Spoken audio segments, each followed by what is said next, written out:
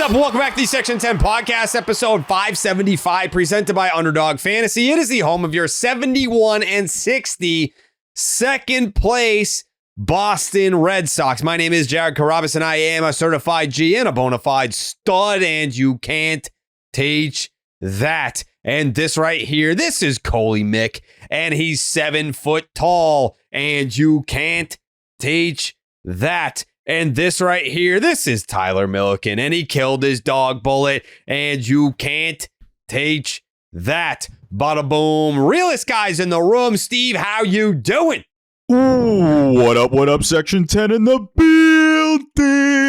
In the mother fucking building.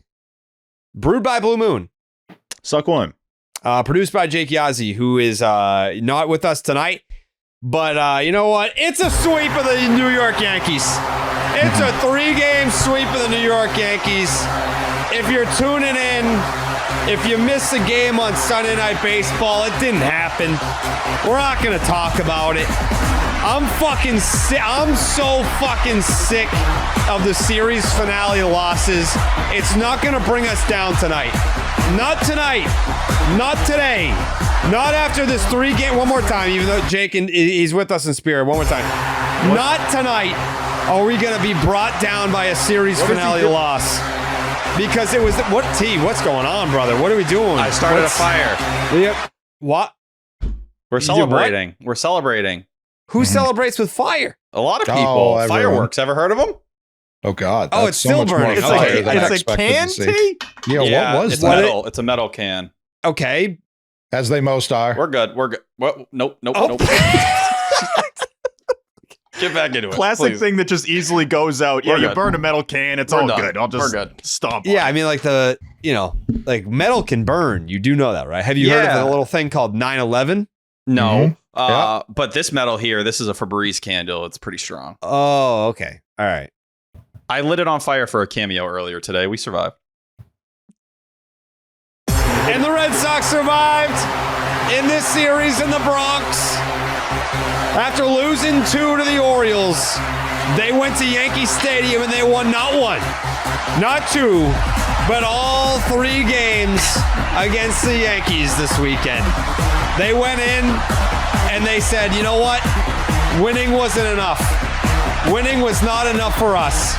We had to show up to the Bronx. And Jake, one more time, please. They had to show up to the Bronx and they had to embarrass this team.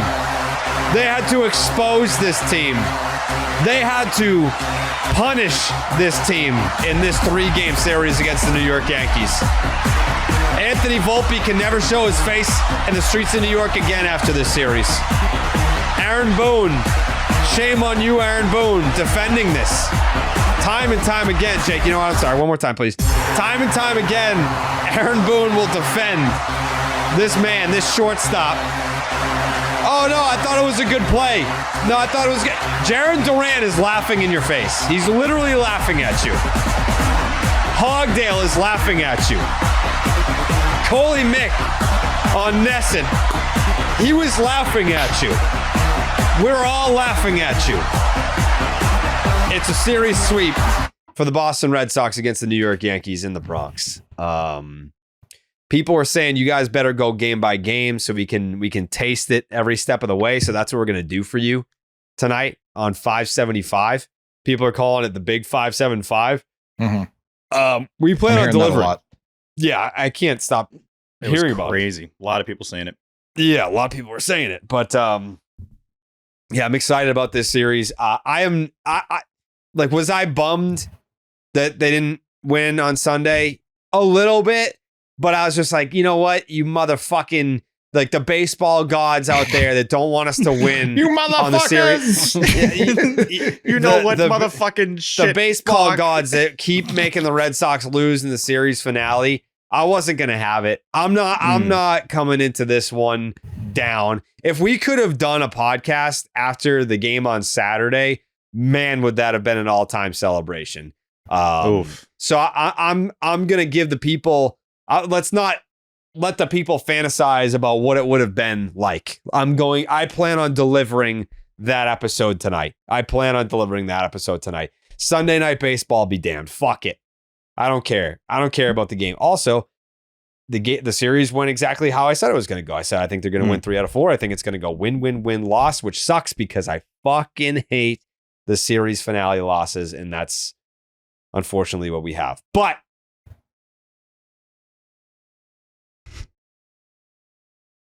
the Underdog Fantasy app. Yeah, speaking about big wins. The Underdog Fantasy app is the easiest place to play fantasy sports. Playing the pick'em game is as simple as selecting higher or lower on player stats, strikeouts, total bases, home runs, and so much more. I only do total bases.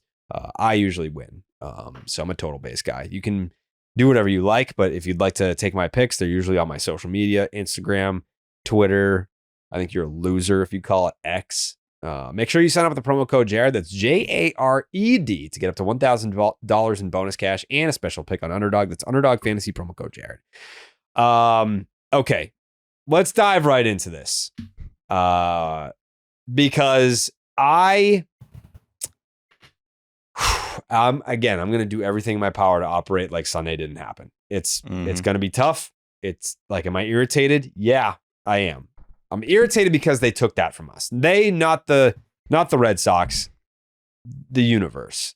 There's no one that I can really blame. Steven? Dustin May. Oh, that was Pinky. You could. I know, but I want to hear what you have to say.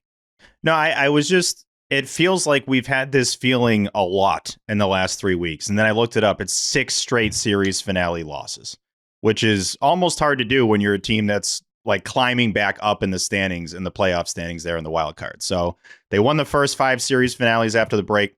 They've then lost 6 in a row. And I'm kind of sick of it. And I hope they decide to change. I agree with that take. Coley? Yeah, I mean, it almost brought me back down to earth a little bit in a good way because the blowout win skewed so much. They didn't score any runs today. They didn't score any runs for Bello. Bello had to get that out the mud on his own. And the first game, it was close until Roman said it wasn't. So it was, I think, probably a more accurate. It helped me view the series more accurately than if we just went in there and set the all-time record of wins against the Yankees. What did we tie it Saturday? It would have been the first time ever that they swept a 4-gamer in Yankee Stadium. That's crazy too. But they were going for 9 in a row against the Yankees. So I don't think they've done that before either. They did in 1912. I think they won like 11 in a row or something That crazy. But yeah, it would have been the first time since the Titanic sank that they won 9 in a row against the Yankees. Yeah, any stats that are literally as old as Fenway Park do not count. Yeah, only had it this morning. The Red Sox, with the win tonight, would record their first road sweep of a series of at least 4 games against the Yankees since July 1939. That sweep 86 years ago at Yankee Stadium covered a 5-game series of a single game and then 2 weekend doubleheaders. As Alex Cora says, it's about going out there and winning series, and you took care of so much in this series, despite, I don't think, like Coley said, you really playing your best baseball. That first game, you were 3 for 19 with runners in scoring position, and you still pulled that game out with Lucas Giolito riding the seesaw in the second half. I thought this series told you that the Red Sox are a better team than the Yankees, and they can do it on the road, something they haven't done this year, where we've been bitching and talking about how good they are at home, but to show up and actually do it, you're now 30-35 on the road this year. Like, those are things you take at, and you're like, all right, didn't play your best baseball, but you're doing things coming off a 3-game losing streak and the Yankees winning 5 in a row. You got to feel good. Coley? I was going to say, on the last show, we were talking about the vibes coming out of a 2-game series you dropped to the Orioles, who, like, we felt awful after those 2 games. And Jared was like, maybe this wakes him up. And it sure seemed that way. I mean, Giolito, in like what did he get pulled in the 4th? 5th?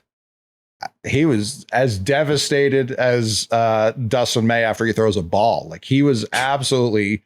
I've never seen someone in the dugout. It's like their life was on the line. Like, that was, I appreciated it because he didn't that's how I felt too, but we won. Don't worry, pal. Yeah. I've never been less worried about the Yankees, maybe in my life. And I know sometimes we get caught up in the moment and overdo it. Like, the Louisiana Balloons thing applies to this team perfectly. If you look at the Fangraphs playoff odds, which I like going by, it gives you a pretty decent feel as the season goes on of where the Sox are at in their playoff hopes. The Yankees still have the second highest chance to win the World Series. And it's like, Fangraphs, cut it out. Cut it out. If you watch this team for 2 seconds, you know they're not going to sniff the World Series. They'll be happy to make the playoffs. Like, that's what this team is. And look at the finale. They win the finale. How they win games. They just hit homers to right field in the most Mickey Mouse part of any park in baseball. And that's how they score. If they're not playing in the playoffs at Yankee Stadium, they're totally fucked. Like, there's no way they're going to win any games if they're not at Yankee Stadium. Yeah. Especially since Judge looks not good at anything. He's obviously not. He looks off, too. Something's off. Yeah. Like, the Judge mystique isn't really there. Bello got him on like borderline pitches, but I was even listening to Francesa today. He was like, those were strikes, and he's viewing it as like an old baseball fan. He's like, those are strikes. You got to be swinging there. And he was like, the Yankees have built a team of 5 DHs if Judge isn't playing in the field. Stanton's in the field. It's insulting to put him in right field. He has to sit the next day to recover. Like he can't play back to like he's Al Horford. Like he can't play back to backs because he's an old man. But every time there was a ball hit to right field and you just saw Stanton just like not even looking for the ball. He's like, where'd it go? I know I'm not catching it. Let me just put my head down and try and get over there as quick as possible. I genuinely thought Hamilton was going to go inside the park on him. Like that's how little juice he has out in right. So yeah, they was Ben Rice playing catcher, chucking it over the wall in center field. God. Volpe's going to hurt a fan, like someone who's just slightly not paying attention. Jazz Chisholm's going to kill somebody. Jazz with an insane throw. Steve's not wrong. Like if Judge, not even if he's not like his MVP, what was Jared saying? God level on the program the other night when he was sucking him off for no reason. If Judge is just not even like an average fielder out there, Ben Rice can't play the field. Like they have 9 DHs and then Paul Goldschmidt, who can only hit lefties sometimes. Like it's the strangest constructed Yankees team I can ever remember. They're just not good. They're not a good team. And for all the, it's like the fans are so fucking stupid. They never learn their lesson ever. Like they beat up a couple of shit teams and then they were like, here we come. We're right behind you. It's like, dude, you had a 10.5 game lead. Like there's on no planet should you be bragging about breathing down our necks. Like you were so far ahead of us. Now you're not. You're 2-8. 2-8. 2-8. 2-8. That is right. Yeah. 2-8 against the Red Sox. Like, I don't know why they keep trying to talk. And it was the other night when they, who was the last series that they had before us? The Rays. Okay. An awful team.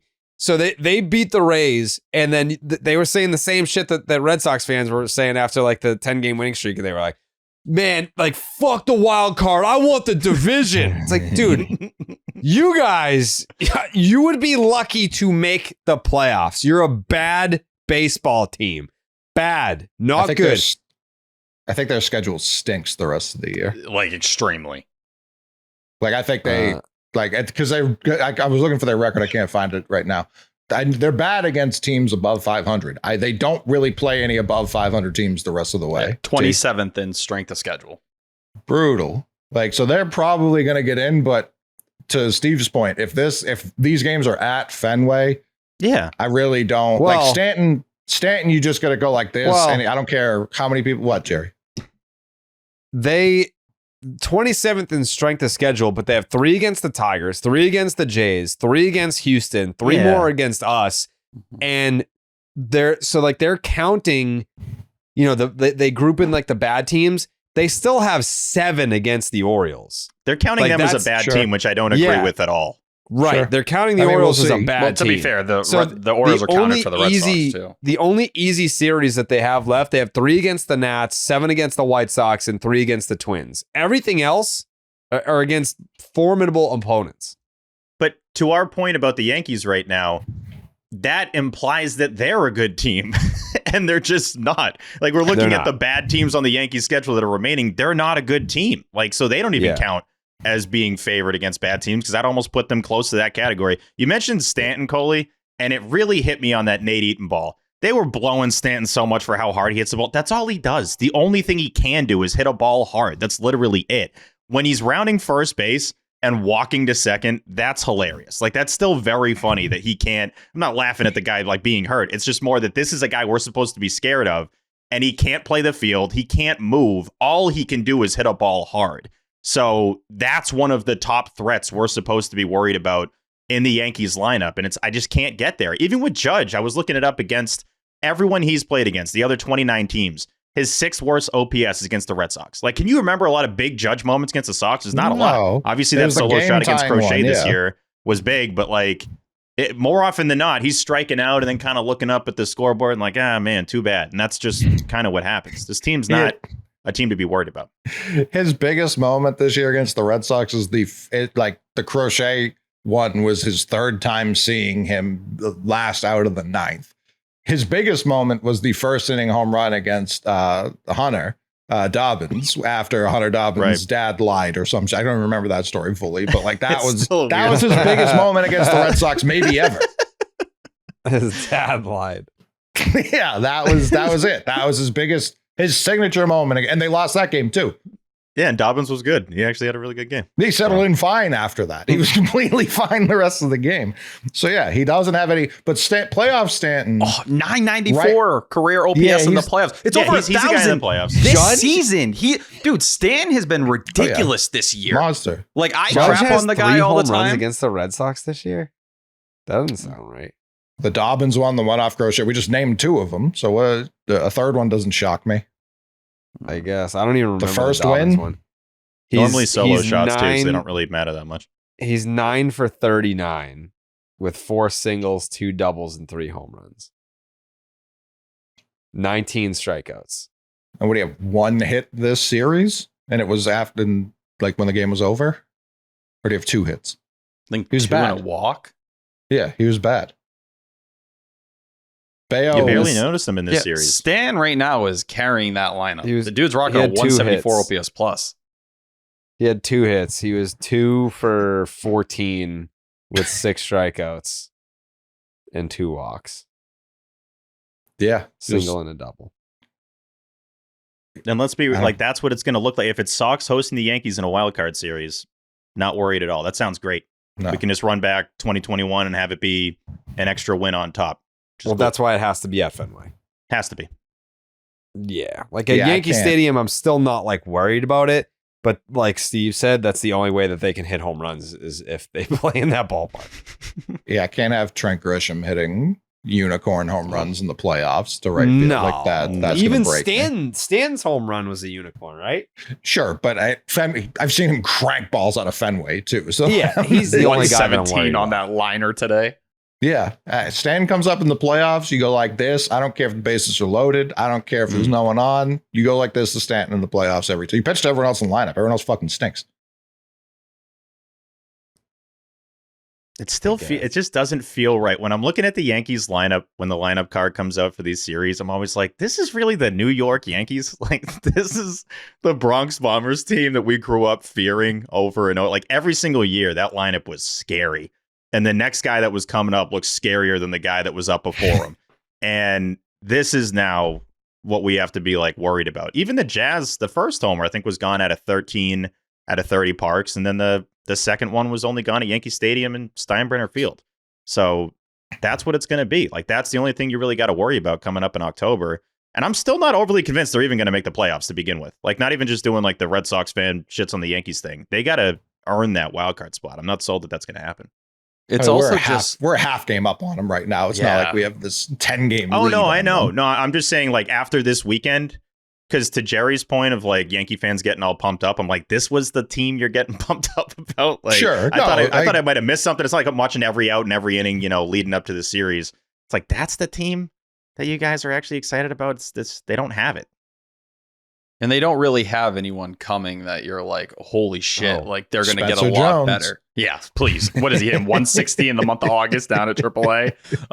Please, untouchable prospect as the Yankees like to frame it. But you didn't even have Wilyer Abreu in this series or Justin Slayton. So you're talking about what's probably your second or third best reliever and a middle of the order bat for you, especially a left-handed one in Yankee Stadium. Like Wilyer Abreu's meant to hit homers there. So like that's one of those things. You weren't at full power. You still really sucked with runners in scoring position in 3 out of 4 games. Like, and you found a way to take 3 out of 4. I don't know how you're not happy, and you should feel good about the Red Sox moving forward. it was sneaky all 4. Like, obviously, game 3 was a blowout, but that even happened late. That was like 1 inning, and Paul 7 Blackburn runs in the ninth. Was he DFA'd after that? I assume he was, but I didn't see anywhere if he was. Is he still alive? That's what I mean. Like that, they did kind of struggle offensively this series, save Paul Blackburn on the bump. He went full Kyle Bearclaw. Like, that's what that was. It's 7 runs in the 9th inning, eat dog shit, and you're going to like it. Even to the point where, like, he's balking in runs. He's balking in runs because he's so scared. You're going to fucking love it. Here's the ball, bitch. See that Lowe smiling over there? You need to be smiling like that, son. You're going to love this. Even just the brand of You're gonna baseball. love this dog shit that we're gonna have you eat all. I'm going to fucking night feed on it this to you, mountain. too, and you're going to love it. Like, they made 5 errors in this series, 4 in the first game. That doesn't include some of the dumb Volpe shit going to second base, thinking he's going to get Duran and he's not. Like, there was a lot of stupid baseball. What happened in the third game at first base with the disengagements? Like, a lot of these things that we kind of attach to the Red Sox, and we frame them as reasons why you couldn't feel too good about them earlier in the season. Well, the Red Sox have at least slowed down on doing a lot of those things. They pop up here and there. The Yankees, it's a nightly occurrence, and you can hear from their fan base, it's a nightly occurrence. They are ready to boo that team at the drop of a hat. They're like, let us go. We want to boo the fuck out of them. And it was 3 out of 4 nights you get booed? All right, that's how it should be when the Red Sox show up there. Make them fucking miserable. Yeah, seeing Jimmy and Jake, the John Boy guys, talk about the Yankees this year, I'm like, wow, are they really this stupid? Like, is the team this stupid? Do they do this many dum-dums? And then watching the series, like, okay, yeah, that looks like what they've been talking about. The Ben Rice throw into center field. Yeah. Volpe blows, by the way. Anthony Volpe is so bad. And that's probably not even how you say the name, but like, he is just, dude, every time I see him, he's doing something stupid. He is always doing something stupid. Like, you mentioned the Duran play, so but awesome. no, I know. Then he's just constantly defending him. It's like this. He's not going to be their shortstop. You want to talk for a about long time. all-time great Yankee shortstops? it's Volpe, Jeter, and then probably Didi.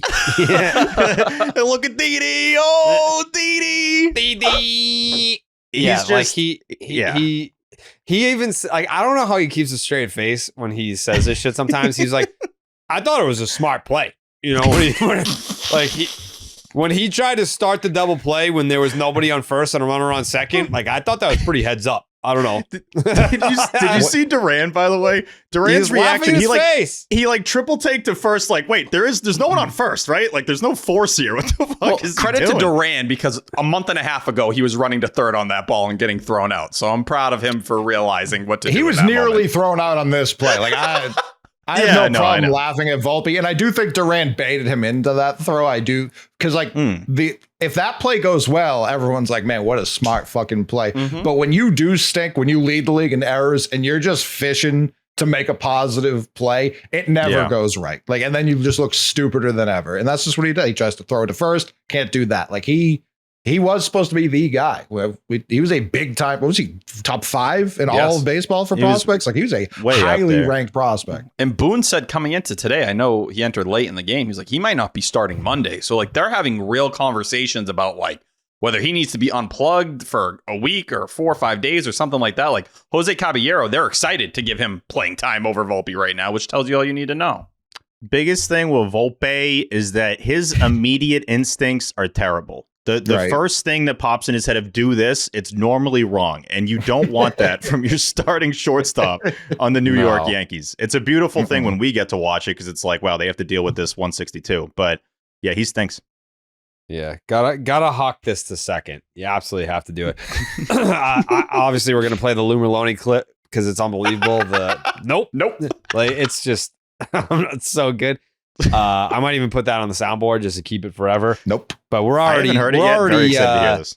We're already not doing what we said we were going to do, which is go game by game. I never said I was going to do that. I said I'm game by game. I didn't. Let's do whatever game by we want. game. Who cares? There we go. Game by game. Game by game. Notebook.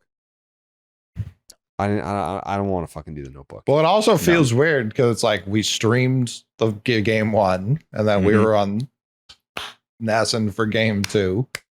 Yeah, games 1 and 2 were basically a live podcast already. Yeah. So game 3, Garrett Crochet goes out there and fucking shoves. That is true. I forgot about that. It's been a long fucking series. This series lasted a whole week, honestly. This feels because like a the 10-game off day series. on Wednesday, like we haven't done a podcast since Tuesday. It's almost been a week since we've been able to come on here and yap. And yesterday's game ended at what, like 4? So it even felt like there was a longer gap to get to Sunday Night Baseball. That is a good point. Yeah. It felt like there was an off day before Sunday Night Baseball. Yeah, I was ready to go at 7 p.m. last night. I think if we had forced them to play last night, we sweep easily.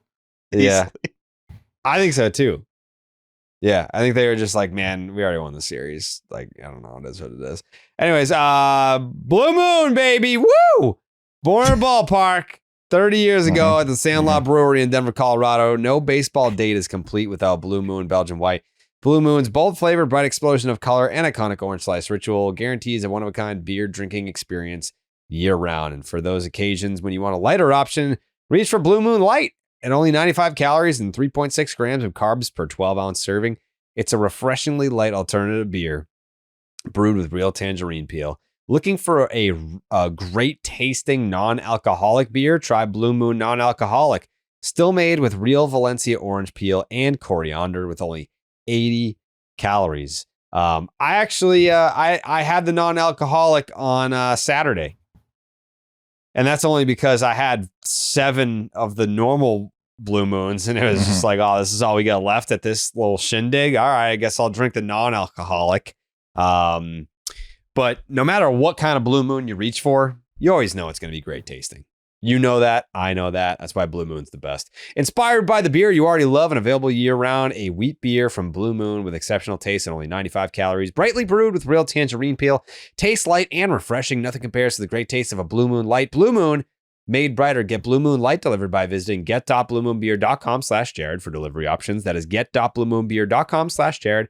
Blue Moon, made brighter. Celebrate responsibly. Blue Moon Brewing Company, Golden, Colorado. Suck one. Suck. Okay. Let's start with game 1. On Thursday, we live streamed. I was at the old time baseball game. Shout out to Steve Buckley. Put on another great game.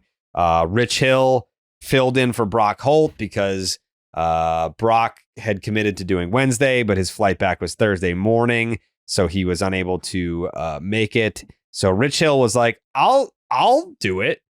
And Rich Hill showed up, punched my ticket, and then I live streamed going home, and then the rest of the game. Live streamed having tacos for dinner, which was exciting. We live streamed a big first win for the Boston Red Sox in game 1 of this series. Lucas Giolito on the mound, as previously mentioned, went 4 2/3 innings, 5 hits, 3 earned, walked 3, punched out 4, gave up the bomb to Ben Rice. Yeah. How fucking pumped were you to see that? Well, we were in the middle of putting my dog down, so I wasn't too excited, but you know, you are in Quiet that fist one. bump. You are in that one. This one.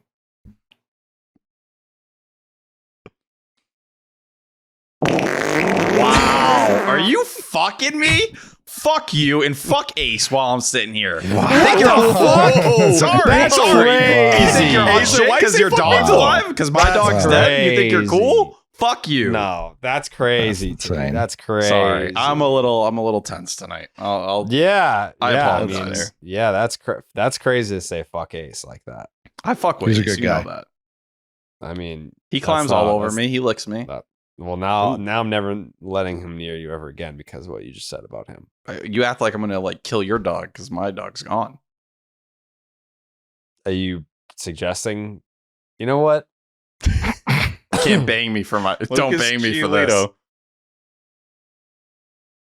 No way. Oh, okay. Uh-oh.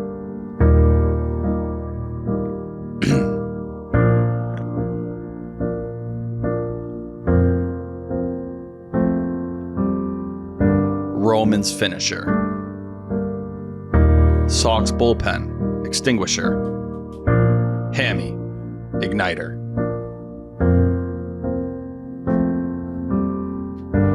Bayo. Yank killer. Wong and Lowe in a thriller. Season series clincher.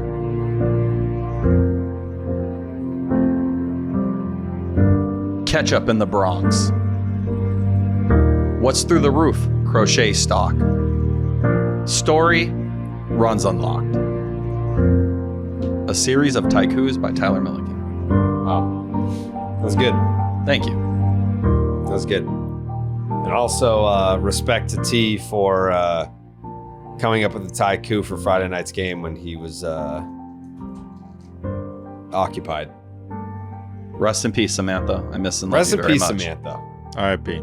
Shout out. Shout her R.I.P. out. Samantha. Tough day Shout for the her out. Milliken household. Yeah, great dog. A great dog. You did say fuck Ace, though, which kind of fucked up. I don't know if that's how I said it, but I hear you. What are you, Steve? What does that mean? I told you, every time Steve should say I'm sorry, he says, no, I hear you. It's better to be heard than understood. I do use that. Yeah. No, I hear you. Yeah, I know. Yeah, Yeah, it's one of my never go-tos. I'm sorry. It's no, I hear you. I hear you. Mm-hmm. I hear you. Steve, every time Tyler Sometimes pisses I'm me not off, sorry. like I always have to use Steve as like a barometer for why he was wrong. Hmm.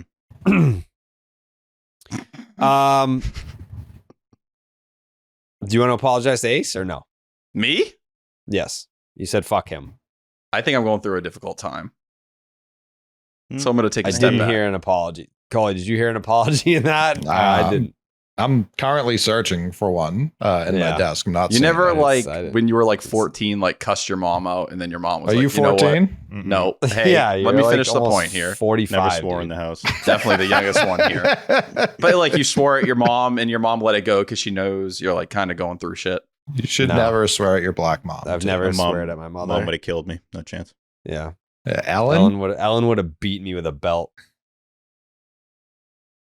I love you, Ellen. Ellen sent me a message. Very nice of her. That was nice of her. Shout her Yeah, out. the Mm. whole family is very, very good to you, but The greatest. unfortunately not being reciprocated. What? Me and Ace? Yeah. Stop it. He knows the jokes. He knows the bit. Lucas Giolito, 4 2/3 innings. The bullpen had quite the load to shoulder in this one. And boy, were they up for the task. Boy. Boy, were they up for the task. This was Tyler's wet dream, seeing Ben Rice homer against the Red Sox. Paul Goldschmidt tacked on another run. But then you know what?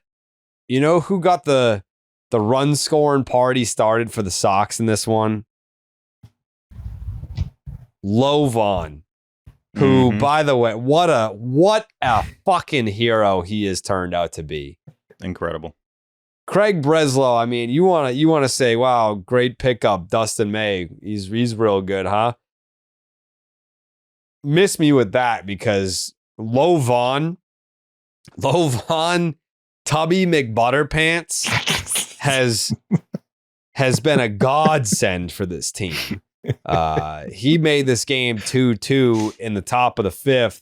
Then Jazz comes up and hits a little dinky do, and it's 3-2, and it's like, shit, here we go. But then Roman Anthony's like, bitch, tie game, RBI knock in the sixth inning, and then here comes Tubby McButterpants, and he fucking hits a double to right to Giancarlo. It's like, yeah, we know you're not catching this. 4-3 Sox.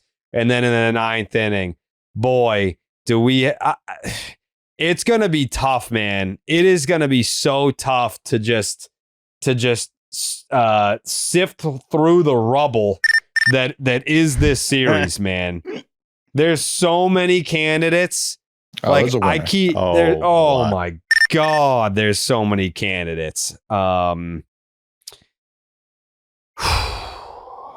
This call by the EEI gang, Lou and Will.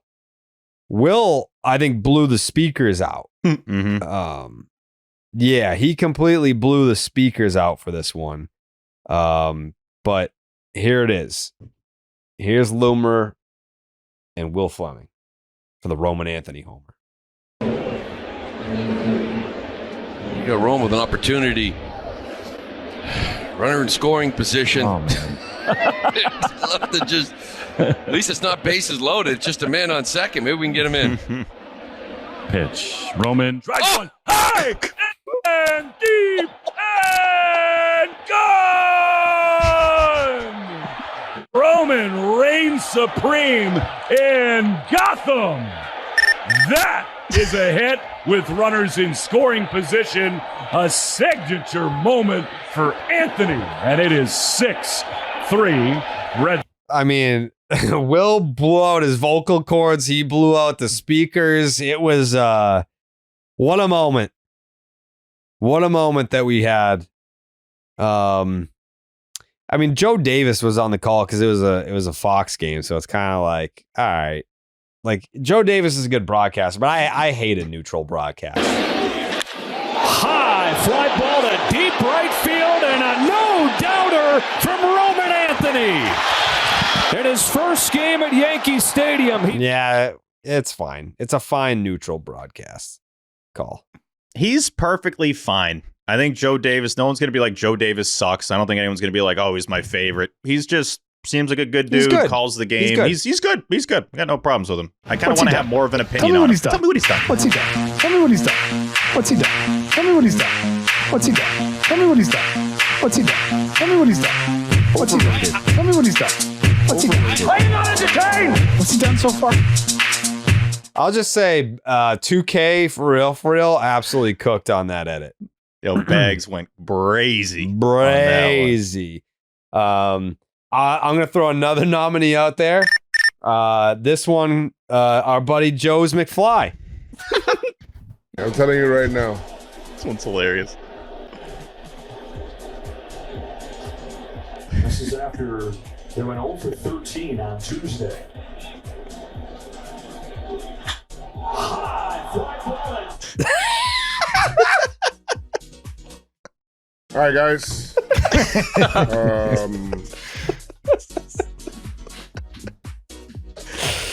Oh my God, it's so good. One more time. The visual obviously helps for this one. This is after they went 0 for 13 on Tuesday. High fly ball. All right, guys. Oh, it's so good. I Dude, love when Joe it so swipes much. over, what does it say? Like, the stream has ended. Yeah. It's like, thank you for coming. The fact that he knew it was gone too, like the fact that he shut the TV off that quickly, I don't think there's any way he saw the ball land. No, he saw was the out bat before toss. that. No. He saw the No bat chance. toss for sure. The Yeah. audio cuts out really quick after the crack of the bat. I do like how Roman was like, I've never done that before. Roman, there's been a couple It's not moments. true. That grand slam he hit in Worcester, he yeah. did it. The spring breakout game, he did it too. It's like, Roman, when you're feeling it, we know that you have like that swagger. Like all the time, it's always, he's so professional. It looks like he has no emotion. Man, when he gets up for a big moment or he knows he smokes a homer, and it's probably because we've only seen 5 at the big league level so far, but having that moment in New York, it made me happy because we saw some of that killer Roman Anthony come out. And I think that's the part of his personality that we haven't seen a ton just because we're inching closer to the playoffs. And when you have these big moments, he's the kind of guy who's going to rise to those moments. And dog, he can be as electric as any other player in this game, even if he doesn't appear the most flashy guy on a day-to-day basis. Yeah. So Roman hits the home run to make it a 3-run game. Nice little 2 insurance runs for Aroldis. Chapman comes in, slams the door shut. Chapman has not allowed a hit. Never mind a run. He has not allowed a hit in over a month. And he hasn't given up a hit to the Yankees all season. Yeah. So, Red Sox win 6-3. Big win for the Sox. Game 2. This was the views, the McMahon in studio with Lenny DiNardo and Jonathan Papelbon. This was one of those games where you love watching Brian Bayo do what he does, but at the same time, I remember asking everyone, is 1 run going to be enough? Like, I was like, it doesn't feel like one run is going to be enough. How often, I mean, how many times have the Yankees lost 1-0 this year? I can't imagine that it's happened more than once. I don't know. We'll have someone's obviously on that. Is someone on that? T? I'm looking at Connor Wong's stats right now. All right. Yeah. All right. Sick. Yeah, super chill. We got somebody on that. Someone's working on that. Yeah. So someone's working. Yeah. So, I don't know who it is, but somebody's on that. Yeah, someone's clearly. Just start calling people. Someone's clearly a lot. Hey, can you be on this? I'm on it. Let's see. The Yankees have lost 1-0 twice this year. One other time to the Angels. Yeah. Shout them out. Shout them the fuck out, man. But yeah, this was the Connor Wong game. I don't know that it's a NEXTEL nominee, but when you do have a moment like this, you got to shout him out. Liner down in the left field corner, and that is a fair ball. And that's going to bounce around and score the run. Connor Wong into second, and the Red Sox are on the board 1-0. I mean, the fact that this happened in the 7th inning is also pretty crazy. Let's see what the all cast call was. Oh, gotta get down. That's a fair ball, sir. Connor Wong. We always believed in Connor Wong. That was an aggressive turn. Connor Wong, baby. The difference maker. 47. The Red Sox just won the Mookie Betts trade. All right. With one swing. Yeah. Look at that smile. I mean, Nathaniel Lowe's got a contagious smile, too. And he shows up and plays hard every day. How can you not love the guy? Just gotta love the guy. Why are we talking about Nate Lowe's smile after Connor Wong just won us the ball game? Come on. It's great. Got to give Connor Wong some love, brother. Yeah, he was saying why, like, would Connor Wong have done that pre Nate Lowe? No, he would not have. He's been awesome, dude. Are we talking Nathaniel Lowe? We're taking 7 away for Wong's 16. moment. Yeah, you're Top taking bottom away from up. Wong. Do you have the updated numbers, T, on Wong? Yeah, over the last on month, the run that he's been on? he's hitting 286, 311, 405, 716 OPS. That's a 91 WRC plus. That's a miracle for Connor Wong, who gave you absolutely nothing. Like, to just be a little bit below league average as a bat, and his defense has been better overall this year compared to a year ago. This has allowed you to give Carlos Narvaez breathers. He looked really good. Narvaez on Saturday looking a little bit fresher because he's been able to get that breather. And that's where I think Connor Wong's a pretty important piece here, because if he helps you keep Narvaez fresh and he can actually give you something when he's on the field, boom, you have a much better catching situation than what you had for the first 4 months of the year. And it's what they really kind of probably envisioned heading into the year, at least a bit closer to it. I think they always were pretty high on Narvaez. I don't know if they thought he was going to have the first 3 months he did in the big leagues, but to create a more balanced outlook for those two, it works for everyone because we know the organization is worried about Narvaez wearing down. Wong has alleviated some of that. And for a team that didn't go out and deal for a catcher, if you got this kind of line from whatever backup catcher you had right now, we'd be clapping for Craig Breslow and saying good work. So Wong's filled that job and shown that they didn't need to go get someone. Yeah, the Red Sox bats were clapping in the next game, huh? Oh, yeah. You know? What's he done? Tell me what he's done. Yeah. Let's not forget the Red Sox let Max Fried get right in this game, which pissed me off because he's been real bad. 680 since the start of July. I see your fucking pinky, Coley. 680 ERA since the start of July. A 9 ERA in the month of August, and you let him go 6 shut against you at 7 Ks. He also walked 3 guys, so he wasn't at his absolute best. Still won the ball game, but I don't know. Something about giving Max Fried a little bit of confidence against the Red Sox. I didn't like that. Coley? He shouldn't have any. And the reason I put my finger up when you went to negative is because we've yet to discuss the positive from this game, which is Brian Bayo's the best pitcher in Red Sox history against We're going to get there. the New York Yankees. Yeah, that deserves its own you segment. lead with that. It's the fucking headline of the game, not Connor Wong, not anything else. Brian Bayo what is it, T? 1.9 ERA lifetime against the Yankees. Every time you need a win, he toes that rubber. It doesn't matter if it's Fenway, doesn't matter if it's Day, doesn't matter if Max Fried, who it's been the last 2 times, he goes out there and he outduels whoever is on that hill across from him. It's been Garrett Cole in the past. You don't give a fuck who like, this is what I appreciate about homegrown guys. You can tell Bello hates the Yankees. Maybe it's not as much as it was in 2003, but he knows in his heart of hearts, like, yeah, fuck those guys. Jerry? Yeah, sorry. I thought you were calling me Tolle. You referenced asking me for the stat.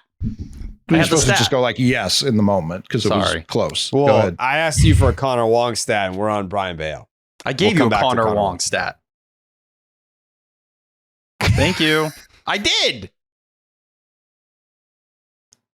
True or false, J-Dog? I have a Bello stat. Let's hear it. Since July 3rd, 2024, which is the start that we often reference on this particular program, which is the start where Brian Bello turned his career around, not just his season, his life. He turned his life around on July 3rd, 2024. Brian Bello, and so I want to preface this. I did not include this caveat in the tweet because I didn't fucking care. I'll say it on this podcast. Since July 3rd, 2024, Brian Bello has made 39 starts. It's really 38. Yeah, but like they threw one of his starts in there as like an whatever it was. It was the Red Sox. It was a continuation of a double. It was the rainout that got pushed. He could have won another inning in that game too. Yeah, so it was a start. A start. Correct.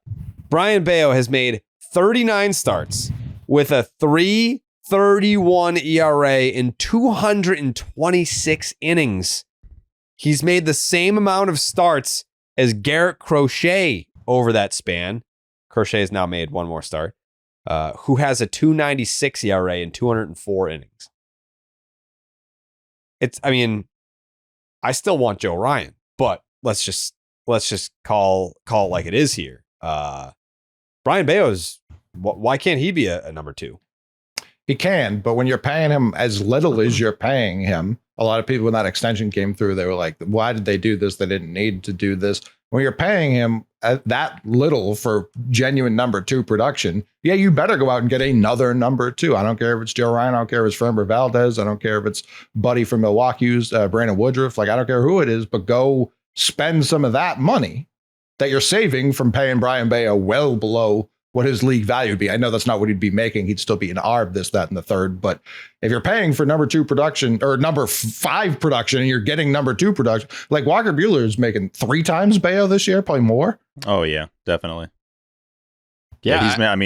What Buehler got $1 million a start basically this year.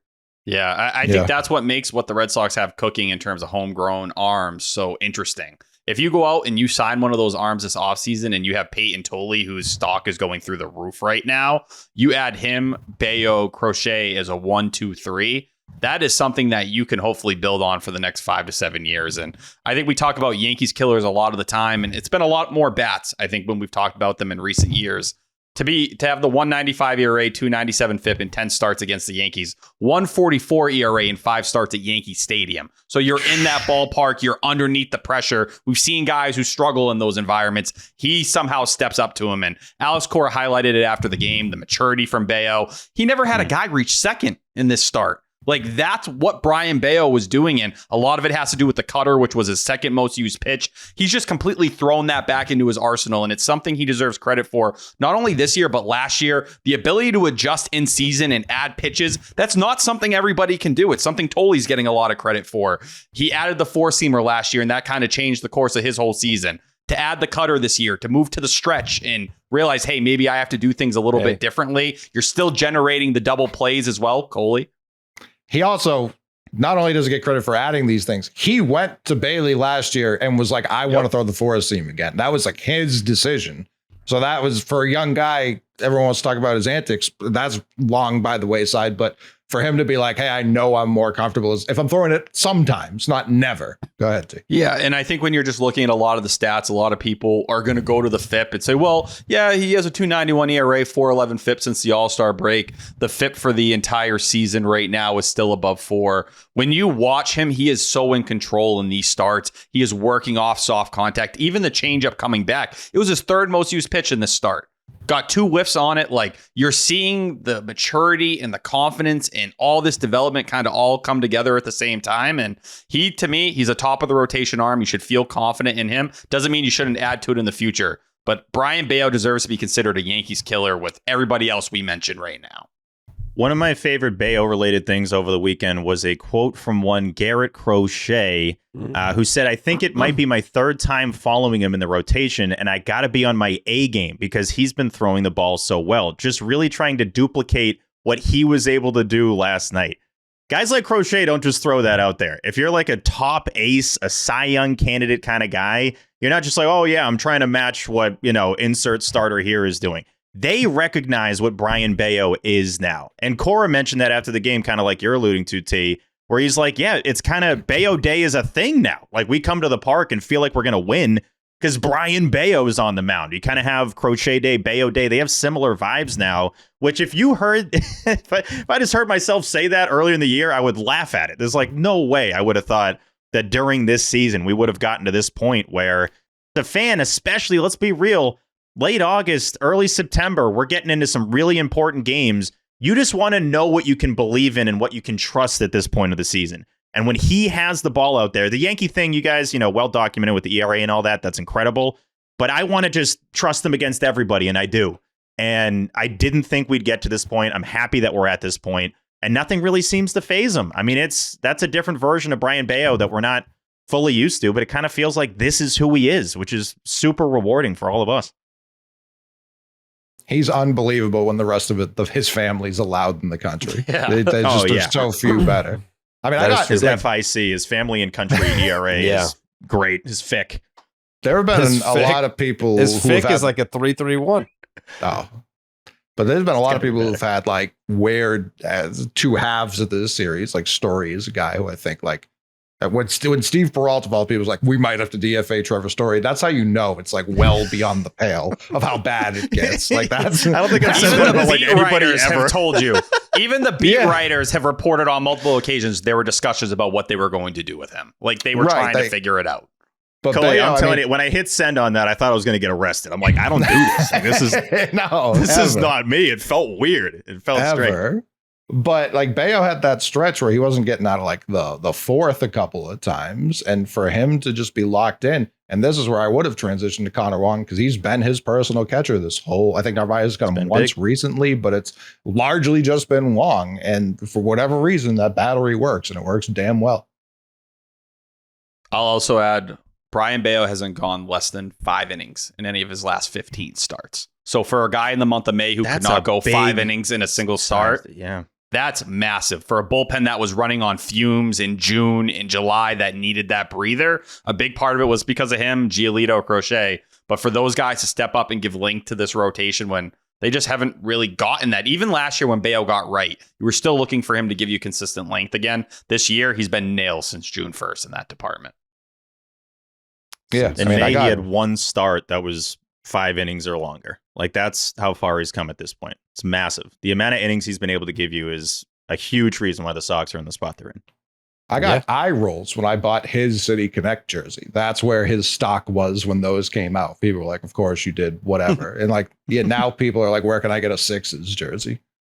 So just for reference, this year, Connor Wong has caught 17 games. It's a 3.07 ERA. It's actually the exact same ERA as Carlos Narvaez, but that should be a compliment to Connor Wong. The fact that he can get in there, and despite not being one of the most elite defensive catchers in the sport, there's not a drop off. When a year ago we saw in the Red Sox doc, Bale was losing his mind with Connor Wong behind the plate. Like, those are the signs of growth there. And that's where like Parker Gwynn and whoever you want to give credit to what they're doing catching wise, because Connor Wong has taken to it. The best guys, when they're bad, they're still pretty good. And looking at the game logs for Bello right now, his worst start in the last 15 since that stretch where he couldn't go 5 innings or longer was that San Diego game, and he was good.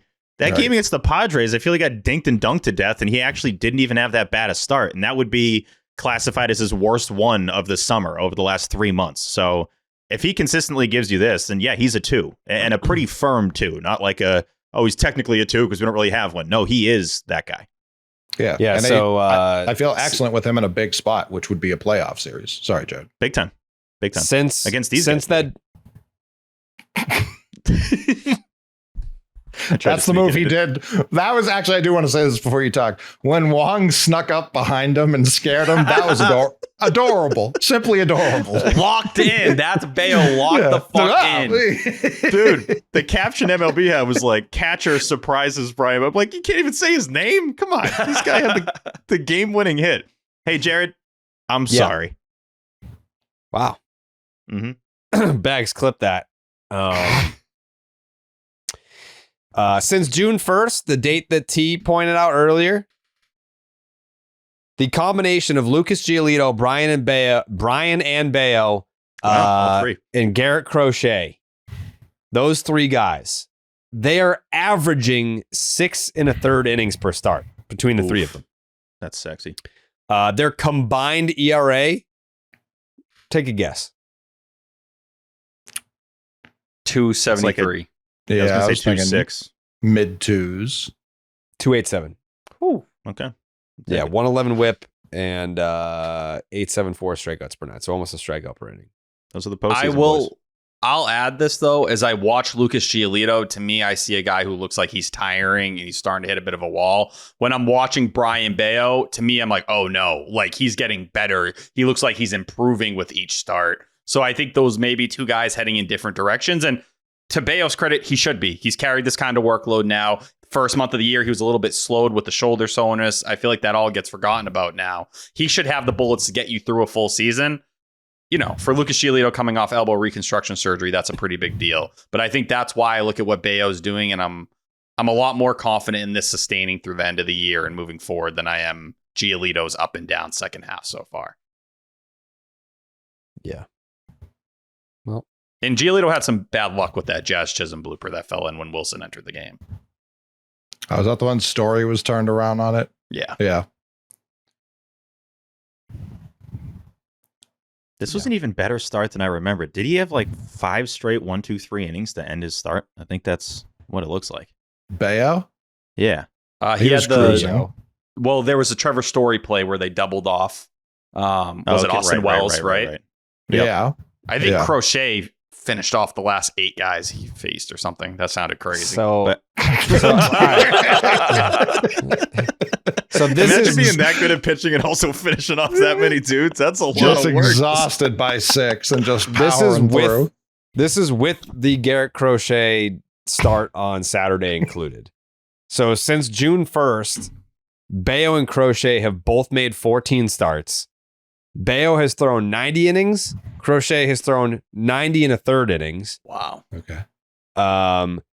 Bello has a 270 ERA. Crochet has a 266 ERA. Bello has a 109 whip, and Crochet has a 106 whip. Obviously, there's a large disparity between the strikeout numbers. Sure. But yeah, as far as like all that, yeah, it's pretty crazy.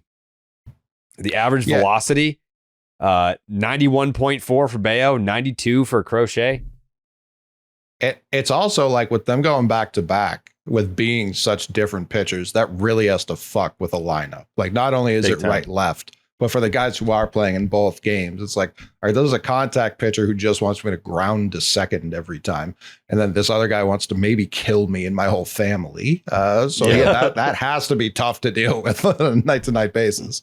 No, that's Bello a really has- good point. Bello has Coming off 2 a more Crochet. quality starts than Crochet. That is not easy coming off a Crochet, and then you got this guy that's just like throwing these balls that are tailing down towards the dirt, and it's like, what am I supposed to do with this? I can't touch this. I mean, to those judge strikes that were on the Those inside, like drug addicts.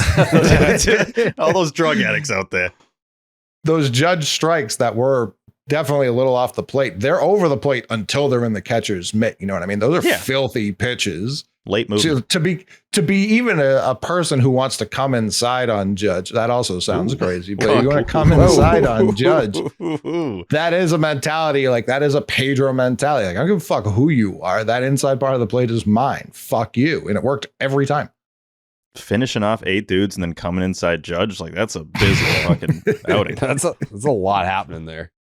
Yeah. Crochet and Bello both being 26. I don't know why, but it sits weird in my head. But it just speaks to how young those guys are, and like what more can happen over the next couple years as they further develop their repertoire. Like, if Bello's changeup keeps taking these steps forward, who knows what the ceiling could be there. He starts missing a little bit more at bats. Like, if he's able to kind of give you 2-3 numbers right now, man, who knows? Maybe there is another gear in there, and you kind of have to bet on that because these guys are so young. I think we can sometimes fall in love with the ceiling and not appreciate what's happening. If this is him, I'm totally fine with that. If this is who Brian Bello is, that works. I'm fine with this being the ceiling because it probably is. This is unbelievable. Do we know? Do we know that that's the ceiling? No, we don't know. But like, wouldn't you be satisfied with this? Please. No. I want more. I mean, yeah. Always, I guess if we're gonna get picky with it, it'd be like, yeah, like can he strike more guys out? I don't want him to though. Like he is at it, and we said this during the views. Like, he's at his best when he is just trying to pitch to contact. So he pitches to contact better than any of the 3 guys that we've highlighted. The contact percentage is 79.4%. It's 71.7% for Crochet. Yeah, he's fine with it. Yeah. The way Bello improves is if they continue to build a better defense behind him. That does influence things pretty heavily too. It is kind of crazy, like how similar the numbers to Crochet are, because like he's allowing a 227 opponent batting average. It's 230 for Crochet. So like a lot. Like, this is again since June 1st, but over that span of 14 starts for both guys, pretty much everything is the same except for the strikeout numbers. Yeah. I will say for Bello, he's rocking like a 270 BABIP right now for his career. It's right around 300. So maybe that's where, like, if you're able to miss a couple more bats, you know, the batted ball luck has kind of gone in your favor a little bit more this year. Maybe that's just where you meet in the middle there. But it's also, he used to hang more pitches out over the middle of the plate, which he doesn't do anymore. So I don't even know if that's like fake or if that's where the improvement is. Like, because even last year at the beginning of the year, it was like, yeah, he's going to give up a 2-run home run every game. He doesn't do that anymore. He just doesn't do that anymore. No. And eliminating those homers was a big part of that. I think it was a 1.1 home run per 9. I think it's like 0.9 this year. But you see it, like, he's missing barrels at a better rate. It's 76 percentile this year. Last year it was 56. So like, you start to go through some of that stuff and you see the difference, and he's maintained the same ground ball rate. It hasn't gone anywhere in his hard hit percentage. He's now in the 67th percentile this year. Last year it was the 29th percentile. So that speaks to a Coley of getting the ball away from being in the middle of the zone. You're throwing better pitches, weaker contact. It feeds into the whole Brian Bello game. And credit to whoever came up with him just going from the stretch permanently, because I think that settled him down, slowed everything down, and just allowed him really to focus on location and executing every pitch. Because last year it was like, all right, yeah, he has his sinker. What else is really plus? And he had lost his changeup a little bit. Now we're talking about a guy who's start throwing 4 pitches. Yeah. Yeah, and this start, sinker, cutter, changeup, 4-seamer, sweeper, curveball. Which those curveballs were the first 2 I believe he had thrown of the entire year. Yeah, he's thrown 2 curveballs all season. That's what I'm rooting for. Yeah, he's been hovering. He's had like Padres one really fucked him. That was pushed him back. That was a lot of unfair luck. Start. He got batted to death in that start. No doubt. It was a good start. 307. He's hovering right there. Yeah, I would love that. I would love that for him. Yeah. And 14 scoreless innings against the Yankees this year, because his last start against them at Fenway was the final Rafael Devers game against Max Fried. Yep. And he shoved. Absolutely shoved. It's not like we talk about Red Sox developing pitchers, and it's always just like since Lester. I think we can almost retire that. It's since Bello now. Well, everyone wanted to see, could you have a guy take the Logan Webb jump? Did you have someone who fit into that? And Brian Bello was constantly thrown into those combos because we've done it. We compared their arsenal and how similar they were and some of the struggles they had. You know, Logan Webb 2020 versus Brian Bello last year or even the year before. And so far, Andrew Bailey looks to have unlocked Brian Bello. You know, will I call him Logan Webb yet in terms of what's underlying? Probably not. But from a performance and surface level standpoint, they get to it in different ways. But the results don't look that different right now. And Logan Webb's had a pretty rough last couple months, I believe. But overall, like if you're talking about Brian Bello getting into a Logan Webb conversation with the ability to eat innings like he does, that is so valuable. So valuable. Yeah. How do we feel about, I know that this is not part of like the game breakdown, but like the whole Walker Buehler to the bullpen news happened since the Buehlpen. That happened since our last recording. How do we feel about that? Thankful. It's Yes. I wish they had a solution they were overly excited about. Because clearly Alex Cora, the way he talked about Kyle Harrison, could not have said like a less excited or convincing thing to basically be like, yeah. You keep referencing that. What did he say? All right, here's the exact quote. I got He it says right been up here. and down. Hit or miss, to be honest with you. Yeah, hit or Not miss. efficient, but good stuff. He's part of the equation. So we'll decide what we're going to do later on. He's just being honest. I mean, you know, it's a prospect that needs some work. And that's just the genuine truth with him. And I think the more reports we get out from down there are not exciting about any of his secondaries. The cutter seems to be okay, and everything else is mediocre to below that. And it's a good fastball. It's not Payton Tolle's fastball where we're talking one of the best fastballs in all of baseball right now, major, minor, whatever level you want to call it. Tomorrow, you're going to get Brendan Bernardino as the opener with Richard Fitz following. I don't think they were overly excited to get Kyle Harrison up here because he's doing so much of what Walker Buehler has been doing at the big league level. You're hitting guys, you're walking guys. And yeah, Walker Buehler has a 3.60 ERA going back to July 1st. Anyone who's watched him and you look at the underlying metrics, the FIP's above 5. With Kyle Harrison, it's a pretty similar story. The only difference is, Coley, and I think you were arguing for this, was the upside you could get with Harrison if you brought him in. Walker Buehler doesn't have that upside right now. No, he doesn't. Clearly. We know exactly what he's going to do every single time. And I've been saying it as well. It's like bring up Tolle, too, as a starter. And now, well, listening That to Ian deserves more Gundel, attention. it sounds like it's becoming more and more of a reality. And that excites me. Like, I understand Tolle's what, 22? 22, 23? Right in there. I understand even Baseball America has now got him in top 10 for pitching prospects in the world. Like they have him right behind Roki Sasaki, who was a guy everyone when the Dodgers signed was like, well, fuck, what are we going to do now? Roman Anthony 5 months ago in the prospect rankings. Right. Like that's where Payton Tolle has climbed to. He goes to the Iowa State Fair. He shatters all the milk jugs. He wins a Gengar and then he adds a new pitch to his arsenal. Like I understand you want to be cautious with an arm like that and the modern way of looking at it. In the old school way, it's just like we were talking about Roger Clemens in '86 early before the show. It's like fucking let him go.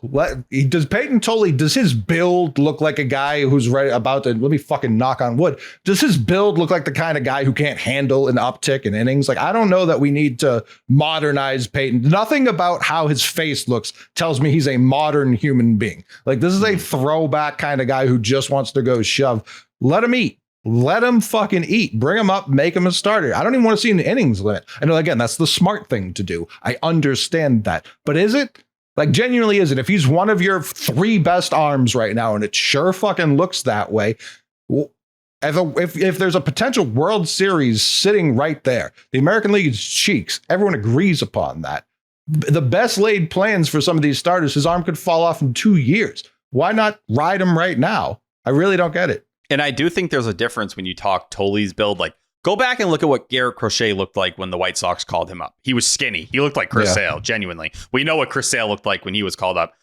Payton Tolle is not, there's no further body development. He is 6'6", 250. Like, he is a grown-ass man. But where you start talking about the innings, he's up to 91 this year. Last year, 81, 85 the year before that. So we're already over the innings limit from that. He's been throwing between 60 to 70 pitches for about a month now, if not more. So it's like, how do you balance wanting to push him up here? Do you pair him and Richard Fitz together and basically make a starter where Richard Fitz, you're going to follow Tolle. He's going to go 3 or 4. We're going to hope he's efficient. You try to give us 3 and we get there. I think that's a higher ceiling than attempting to do it with Kyle Harrison, Richard Fitz just starting every day out there. I think that's where you get the most, what is it? What's the reference for a punch? The most bang for your buck. Thank you. There you go, T.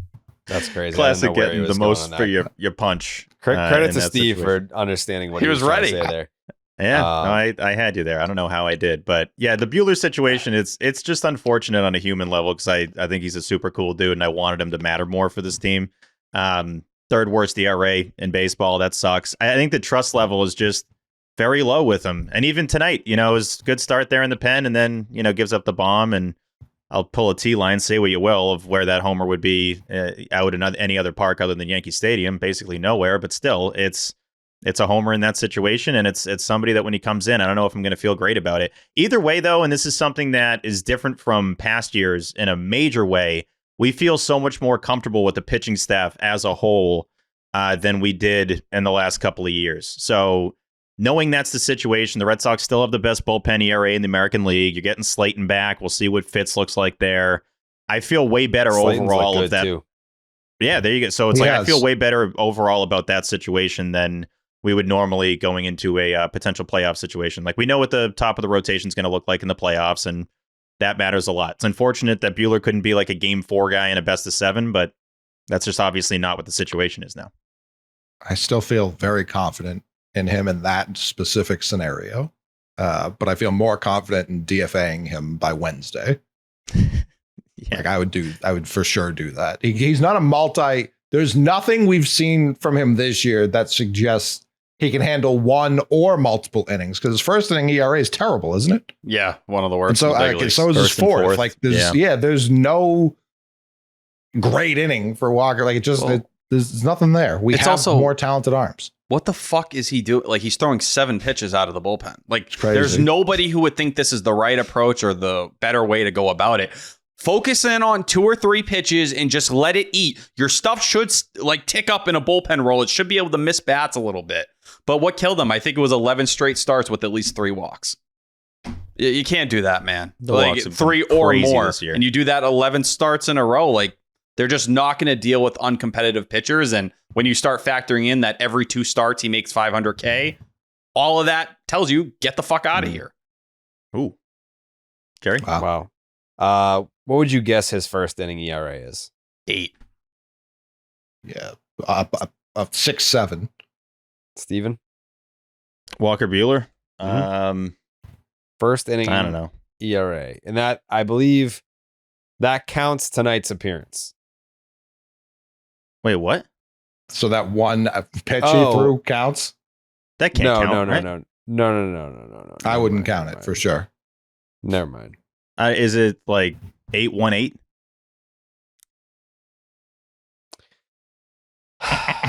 It's 8-1-8 with a 191 whip. Wow. Holy shit, Steve. Yeah. Holy shit. Yeah. Opponents hitting 330 with a 1028 OPS against Walker Buehler in the first inning. Yeah. Yeah, it's stinky poo-poo. I think that's what I heard Cora say the other day. You can't contact rate 81%. Swing and miss 19%. I'll give Walker Buehler credit here. I did want to go look at the game log because I had saw that stat somewhere. He definitely has not done it in 11 straight starts. He's done it 10 times this year, though, so it still tells you he sucks. I just said it out loud, and I was like, that feels like a lot. Yeah. We also have G1 coming soon, too. We can't forget that. Oh, there was a Luis Perales update. What was it? He's Alex excited Spear. to pitch game 1. Now they're targeting the Arizona Fall League for his game action. I know. No. There After was the a World little Series? caveat in the article that said maybe he could get into games by the end of the year. Maybe. But Spear does not know ball, I fear. That is our game 1 starter. Yeah. I know that this conversation derived from Brian Bayo's 7 shutout innings, but we can't move on from the Friday night game without talking about how disgusting Garrett Whitlock looked out of the bullpen. He bullied Giancarlo Stanton in that 8th inning, and then he handed it off to Aroldis Chapman, who once again was disgusting, got his 24th save. He punched out 2. He made Ben Rice look like a fucking an Arizona Fall League attendee. He has been outstanding for this team. That doesn't even make sense. Arizona Fall League players are good, especially the hitters. Yeah, but Garrett Whitlock would carve them up. I'm talking about Chapman. Oh, sorry. I feel like he'd do all right against him too. Yeah, he'd probably do well in the Arizona Fall League. We sent Chappie there. They'd be like, what the fuck is this? Not even under contract. I will say, pull up Chapman's Baseball Savant does not look that different from Garrett Whitlock, which is pretty crazy. When Whitlock, I mean, he had that 1 second where I still don't know what he may have tweaked, but Cora, like when it seemed like Cora may be coming out with the trainer and Whitlock was like, no, I'm fine. Like, I was like, that would be a disaster, an absolute disaster. We cannot have that. I think you said it on the views, Coley. Like, I feel like we're kind of just taking for granted that it's 2025 and it's like, oh, welcome back 2021 Garrett Whitlock. Right. Like, it's been a long time since we've seen Garrett Whitlock be this good, this healthy, knock on wood, healthy and effective. And I think we're kind of taking for granted that we were maybe in a position where if it didn't happen this year, we have to accept the fact that we were just never going to see that again. So the fact that we are seeing it this year, it's not something that I certainly want to sit back and just not acknowledge that we were close to never seeing this version of him ever again. And we have the pleasure of getting to see it. It's been unbelievable. Before the season, it was a legitimate debate. Is it going to be like Slayton and Hendricks, your 8-9? And those guys haven't been really effective. Like Slayton got off to a good start. That didn't last super long before some weird bone grew in his neck or whatever the fuck happened to him. And Whitlock has been so pivotal for this team. So many guys. Bernardino's been huge for a long stretch. Weissert was huge for a long stretch. Like so many people stepped, and Chapman, who a lot of people were first furious that we signed and then had to win the job, won it as easily as I think he's ever won it. I can't say I expected anything close to this from Aroldis Chapman. I expected he could have been good here. I think when he signed, obviously a lot of people were conflicted because of the history and all that. And I remember it saying on that episode, like if he's closing games and staring guys down, we're all going to be like, this is fucking awesome. And that's basically what he's doing. Like he has an 0.38 since the end of May. The entire summer, he's given up 1 run. And I feel like sometimes when a guy, we don't normally pay attention to the lack of a bad thing. Just we maybe take for granted when something consistently good is happening on the team and try to focus on something that pisses us off. Like we need to give Aroldis Chapman as much credit as physically possible for what he's doing on this team right now. When you have a closer that comes in and you don't feel good about it, it sucks for your mental health. Honestly, like it's the worst year ever when you have a closer and you don't know what you're going to get from him. The fact that they can give him the ball and he shuts it down, and that he's a guy that holds ties all the time. Like that's not normally a thing for a closer, being that good at keeping a game tied. They're like, no, I have to come in knowing that I can strike out the third guy and the game's over and I get to tap up the catcher and all that. He's great in both scenarios. Like it's easily, I think at this point, the best year of his career. And nobody could have said that that was going to happen. Even anyone that looked past some of the, personal stuff and feeling a type of way about that when he signed him, which I had no issue if anybody didn't like that. If you're just looking at how he's handled this season, it's been incredible. I mean, it's all-time closer season in Red Sox history at this point. In baseball history. But yeah, just ever. And you look at Gagne's like 2003 season right now, he had a 3.37 ERA plus. Aroldis Chapman right now is at 3.82. He has a lower ERA than Eric Gagne did that year. Now, to be fair, Eric Gagne, the amount he was pitching was ridiculous. He threw 82 innings. That's 32 more innings than Chapman has thrown. Expecting Chapman maybe to throw another 10 to 15, depending on how things go down the stretch here. But Gagne was also juiced to the gills, and I respect it. I don't say that as a chirp, but it's easier to pitch more innings. 100%. But we're talking a season that rivals 2013 Koji. And like that is something that you have to acknowledge and clap for. And when you pair that with what Garrett Whitlock's doing, and I went back to essentially the outing after that Brewers blown save that everyone remembers. It's a 169 ERA and a 193 FIP. And this isn't 2021 Garrett Whitlock. I think that's something that like people need to realize, because that Whitlock was a different pitcher. He was a guy who went 2 or 3 innings frequently. Since May 30th, he's recorded more than 3 outs 1, 2, 3, 5 times.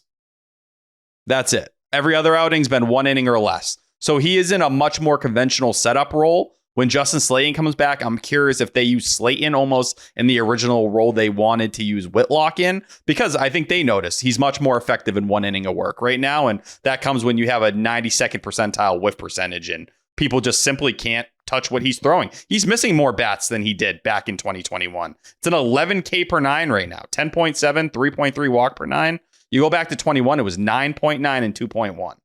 So yes, it's a different version of Garrett Whitlock, and 2021 Garrett Whitlock had double the WAR he has right now because of the innings he threw. But Whitlock should get close to 70 this year, and that won't be that far off from 2021 by the time you get to the end of the year. How many more years left does he have? People forget, he was the first guy they extended. The very first. His first team option will come up in 2027 for $8.25 million. You don't even think twice. You're picking that up. And then 28 is 10.5. Okay. If he looks anything like he has next year or this year, next year, then that's an easy decision. You paid $10 million for Chapman this year, which was not closer money at the time. No, I mean, he wasn't. I mean, I remember you brought it up right when he got signed, not as a negative, but his walk rate was what you were concerned about. And he just throws the first pitch strike. And then you're dead. That's as simple as it's been. We're talking a guy, he walked 5.7 in 2024. Even in 2023, when he was a huge part of that Rangers World Series run, 5.6, 6.9, 6.1. Like those were every year. You go back to 2020, it was 3.1, and that was his last decent season. This year, it's 2.5. It's easily going to be the lowest of his career. And it's going to be the best season of his career. Jerry? Do you think that Aroldis Chapman will continue to just be this arm for hire until he decides to retire? Or do you think he will have been like, all right, like this is the best season of my career. It happened here. I'd like to stay here. Do you think he'll just be like, yeah, whoever pays me the most, that's where I'll go? If anyone's arm for hire, it feels like it's Chapman. He's just a dude that you know what you're getting, throws seeds, like especially the walk rate is a very valid point. He was first percentile in walk percentage the last 4 years. So him being at this point, I think it's 62nd percentile in walk percentage. I would have taken 30th. So the fact that he's at the point he's at right now and not putting guys on base for free. But yeah, to answer the question, I think he'll take the most money to pitch anywhere. I never really sense any kind of team and this isn't a negative towards Chapman. I just think he's the definition of you know what you're getting with me. I can still throw 103 miles an hour and shut down the opposing team. Pay me for that, and I'll do it for you. I don't think he over the top wants to stay in one situation over the other. I'm sure it helps. I mean, it also depends how far we go here. You know, how this season ends is going to have a big standing. Didn't he say at the beginning of the year he has always wanted to pitch for the Red Sox or something like that? Mm-hmm. Always. Yeah, that the Louis Tiant thing was a big thing for him. It was his favorite team growing up. Yeah, I think Cora in that relationship, it seems like Cora's really not only grown a connection with him, but there's a good understanding of how to manage him. And when his body ain't right, when to give him the breather, only working 3 days in a row once this year. The team is very strict about how they use him in certain situations because they feel like if you keep him fresh and he's not being overworked, you avoid a lot of the pitfalls that have happened to him the last couple of years that got him away from those Yankees days, essentially. I don't know. I think Chapman's going to be very appreciative of the way the Red Sox have set up a lot for him this year because I think they've put him in an incredible position to succeed. And when a place fixes your biggest flaw of your career, that can maybe outwork some of those dollars you see out there. Now, what do the Red Sox think of a reliever who's going to be 38 years old next year? I think that's going to be more of the question. Yeah, I guess. But it's well, are you just going to give the keys to Slayton if you don't bring Chapman back? I think with his injury history, you can't depend on Slayton. That's where it would. I think stuff-wise, in a perfect world where he doesn't get hurt, I'm okay taking that risk. He's been on the 60-day AL both years of his big league career. And Garrett Whitlock, as much as I love him, the injury history is there for him too. Yeah, I forget who said it earlier, but we literally came into the season being like, it's nice to have Chapman as an option back there, but Liam Hendriks, he's going to be the closer of the Red Sox. And if it's not him, it's going to be Slayton. Like Chapman wasn't even a thought going into the season of, he's, and if he does start out the season as our closer, he's just kind of like holding that That's more spot what it was. until That's what I Liam I thought Hendriks Slayton is was going to healthy, take the job. or Yes, you like did. Slayton takes over, or I like thought when Guerrero Liam was going to Hendriks. take the job. Yeah, it was just kind of like he has the experience, so he can do that for April until we move on to who's definitely going to be better than him this year. But that was us. The Red Sox always, like, in camp, it was clear they thought Chapman was the closer. And like that he had a very good lead over anybody else in the convo. And like that to me is like something that stood out. Liam Hendriks was the one they put closest, like in competition. But when you looked at usage and the spots they were getting, it was clear they thought Chapman was going to be the closer all spring long. When we saw him and we just walked by him, I was like, that's not a 37-year-old. Like No. You got all this shit going on with people being like Juan Soto's really 30. I'm going the other way with Chapman. Like he may be 32. And that's why like you make the exception maybe for him. Like he is in such good shape and he is throwing so hard. Like even if it's a step back, it's like, okay, you become a 3 ERA guy in a bullpen with Whitlock and Slayton and maybe one of these 4th, 5th starters, you move into the bullpen and their stuff plays up. You're probably fine riding that out again if he's maybe 75% of what he was this year, because it's still one of the better relievers in baseball. I'd be concerned about the other options for free agent closers. And I'm saying that for what he would get offered by other teams, because everyone else is seeing that he's having a career year too. I think the second best closer available that's a UFA is our boy is Kenley. So if that's the case, and Chapman's very clearly the top closer option on the free agent market. There was someone who pitched tonight who's, I believe, projected to be a free agent. Definitely check in there, and that feels so Red Sox. And if they're both available, I'm for sure signing Devin Williams over. I thought you were talking about Weaver for a second. No, don't want anything to do with that 12-year-old. But Devin Williams, especially being a breaking ball pitcher, I can imagine Craig and Bailey just like that. That's a guy who, like, he hates the Yankees as much as I do. Like, he is going to flourish here. I think he's settled in a little bit too, right? Like he's been fine a little bit, but not as the closer. Like they've got him, trying to grab holds and shit. Yeah, mop up duty. Forever breaking the Yankees and then coming here and being dominant is a storyline I can see happening. Mm-hmm. It's just, if you miss bats to an elite level like Devin Williams, the Red Sox are slobbering all over it, just like they did with Chapman. Yeah, and is he even 30? He is. Gotta be No. Yeah, 30. Yeah, so the age difference obviously at play. Now the money difference, I assume Devin Williams would get more, but I don't know. I don't know how much more, because if he doesn't close the rest of the year, it will affect that for sure. I would just be very interested. Like, how uncomfy are other teams going to get with a Chapman contract? That's probably the top thing I would want to know. I think it's between like 1 and 2 year deals. Agreed. No one's going to be offering him like a 5-year deal because no, of I know, age. but would So someone give that's him like where- a 3-year deal with the solid AAV? I don't know. I mean, that gets him to 40, right? Yeah, I don't think they would. That I feels think like he's AJ looking Preller losing his mind. Which he does. No, they just got Duran. So I was going to say the Phillies would do it, but they have their closer. Yeah. Well, Padres have Mason Miller, so they're not looking for relief help either. But they're going to move him to a starter. Yeah, they said that that's true. immediately. I would never count the Padres out for anything, honestly. For sure. They might make Chapman a starter like Cincinnati. Like, who knows what the Padres would do? Chapman's ERA is 0.01 lower than Koji's right now for 2013. It's crazy. Right. I had people chirp me after Friday being like, you wanted to trade him. I didn't want to fucking send him away and get nothing in return. No. If we keep not hitting with runners in scoring position, that's going to continue to be the right take no matter how fucking dominant he is. And if Dustin May keeps looking like this. Well, I mean, it's basically like bad one, good one, good one, bad one. There was too much of like, I'm done with Dustin May. It was a frustrating start to watch. I mean, he sucked. It was bad. We're not going to jump ahead though. We're not going to. For someone who gives up that many home runs, Red he's Sox, shocked by all of them. Red Sox win 1-0. Snapped his neck, man. That's the point of the week, honestly. It's like, this is what you do, brother. You're acting like this never has. Shocked. He cannot believe that he ever gave up a homer. He gets like possessed by like an alien. He'll just like, what the? It's like, bro, this is what you do. What are you talking about?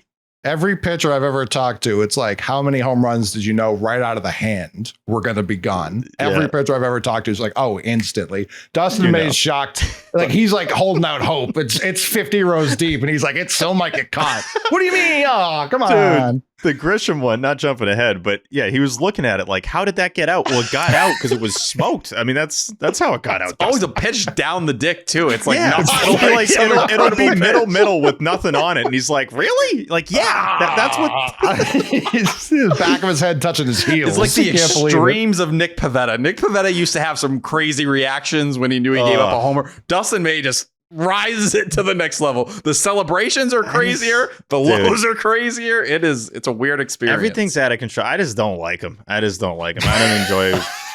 don't enjoy watching him. He's just annoying to watch. He's the kind of dude that I would really not like if he was on like an opposing team. Actually, it'd be great to face him, but we did face him. We punched his shit. I know. Exactly. Yeah, that was the first time I realized he had the cartoon reactions to home runs. I like Dustin May, but he can be a struggle. He feels like a very Tyler Milliken player where like I love everything in terms of the stuff. Like you see the potential, you see where it locks in. But man, when he does not have it, it is so hard to watch. Yeah. But he can be electric out there. Player. It is. He can be great, but when he sucks, he's terrible. Yeah. The highs are highs and the lows are low. Yeah. So you're consistent, T. Way more consistent than Dustin May. Don't throw yourself in that. I like the energy. We're jumping ahead. We're jumping ahead. No one's jumping ahead. We said you guys are breaking down Dustin May. He's the game after this. No, we're making fun of him. Ahead, so there's a difference. And technically, we're talking a lot about his start against the Red Sox, which was months ago. Yeah, we're rewinding big time. Yeah, jumping back. You're too far ahead. Red Sox win 1-0. T, why don't you tell us about Chubbies, man? What's the deal with Chubbies, brother? What'd you say? What's the deal with them? Chubbies? What's Chubbies all about? Yeah. Well, it's when Wiener's like fully hard, right? Are you ready for some football? If you're not, Chubbies is ready to help you with their NFL collection. Whether you're tailgating, grilling, or riding the highs and lows of the game from your couch, Chubbies has the officially licensed NFL gear to keep you looking like the ultimate fanatic. A lot of people don't know, I do get very into Patriots season. It's kind of my relief from baseball where I can kind of be a nerd and do some other things without looking at prospects come November and December. Yeah, but something you don't do at baseball. Facts. With bold designs featuring your favorite NFL teams, Chubbies game day gear isn't just comfortable, it's a statement. Rep your team's logo in wildly comfortable polos, wave-making swim trunks, and gym-ready mesh shorts. Yep, you heard that right. Swim trunks with your favorite NFL team's logo on them. All the comfort and swagger you need to take on every touchdown dance, chest bump, or dramatic fourth quarter meltdown. Steve, would you give me a chest bump? Oh, 100%. I would hope that we do it during this Patriots season. J-Dog, would you? Yeah, all you have to do is ask. Yeah, let me grip those tits. If you're not a Jersey guy, this is an elite alternative. If you're a Jersey fanatic, something tells me you'll love their NFL collection. Because when you're invested in the game, your outfit should be too. For a limited time, use our exclusive code Section10 for $10 off at chubbyshorts.com/Section10. Yes, that includes the NFL collection. Let the thighs out and let the good times roll. Who chest bumps and like grabs tits? Grip one. Yeah. Yeah, classic chest bump thing. That's crazy, T. If you're a girl, do not chest bump. Listen, Chubbies is the ultimate football apparel brand, so much so they created their own fantasy football league. George Kittle, Ian Rappaport, and others have come together to assemble the Chubbies League on NFL Fantasy. Each week, the top 5 scorers will win a chance at a Chubbies polo/shorts combo with their team's logo. The grand champion gets the chance at the ultimate fan experience, a 5-city, 5-stadium NFL game tour with a +1. Who would my +1 be? It would be Martha. While the fantasy flop faces a hilarious and unforgettable punishment only Chubbies could pull off, head to chubbyshorts.com/the Chubbies League to learn more and have some fun. Get ready for the most outrageous fantasy football season of your life. I'm looking at these NFL ensembles. I would call these ensembles. They are heat. Ooh. Absolute gas. Let's see what we got here. I do wish the Patriot logo were the old Pat Patriot logo. It'd go dummier, but this, it still suffices. It still goes brazy. And they got stuff for the thicker men, man. This is the kind of stuff I'm looking for. Yeah. Yeah, they should rename themselves NateLowe's.com. Oh, he'd look incredible in these. I've been looking to show my thighs off more. Yeah, you're a big thigh guy, huh? Yeah, very nice. Toned. Yeah. Meaty. Saturday was the game of the series. Saturday was Crochet Day. He goes out there, 7 innings, 5 hits, 1 earned run, 1 walk, 11 strikeouts. The 1 home run doesn't even count. It was Giancarlo Stanton. It was a unicorn, which means it was only a home run in Yankee Stadium. You guys see Rafaela's attempt? Completely went like full Spider-Man for it. Didn't come close, but I thought fire. he was dead. Man, that looked like Injury City, honestly. I was a little worried. Yeah. So, I mean, I think Coley kind of highlighted it earlier, but the where we were at after that Orioles series, it was kind of like, fuck, like the Yankees are winning. We just 2-game sweep against the Orioles. It's like, like this could be it. This could be bad. I mean, when we, or I think I was the one that pointed it out. I was like, this week is very crucial. I don't want to come back here on Sunday being like, what the fuck happened? And it's, the Yankees are playing good ball. Are they going to get back on track against us? Or is it going to be, thank God we're playing the Yankees so that we can kind of right our ship? And it was a situation where it was thank God for the Yankees. They came at the right time because, man, does that team fucking suck. And never more has it been highlighted than in this game where Yankee fans took different opportunities to boo their team off the field. It was LOL moment after LOL moment. The Anthony Volpe play. I was in Hogdale's chat. Like I was watching Hogdale stream, and to witness that moment in real time with Hogdale on the call was very, very, very funny. 2-1 pitch. Swung on, grounded, right at Volpe. Gets up, tries to make a play over to first. You suck. A runner's going to score. You suck so bad, dude. It's the right call. Volpe 6. Volpis. Volp shit. He's garbage. This guy fucking reeks. Oh my God. The Sox lead 9-1. Oh, that brings you so much joy. NEXTEL chirp there, Jared. Yeah, I mean, come on, man. Like that's right up there. That's right up there. It's just 2-1 pitch. Swung on, grounded, right at Volpe. Gets up, tries to make a play over to first. You suck. A runner's gonna score. Imagine this on the TV call. I need it. Joe Davis. He is terrible, isn't he? Yeah. What a piece of shit. Oh, I mean, between the Hogdale clip and LouMer, it's I haven't heard this yet. I'm excited to hear this. Oh my God, it's the best. Like it. Oh God, I already tried to get a T-shirt printed over this. It's true. No one fucking responded. I feel like that wasn't my place. You presented an idea. It's on the makers of the shirts to get going. Well, I mean, it needs you to be like, I agree. That would be a great shirt. Okay, I will do that.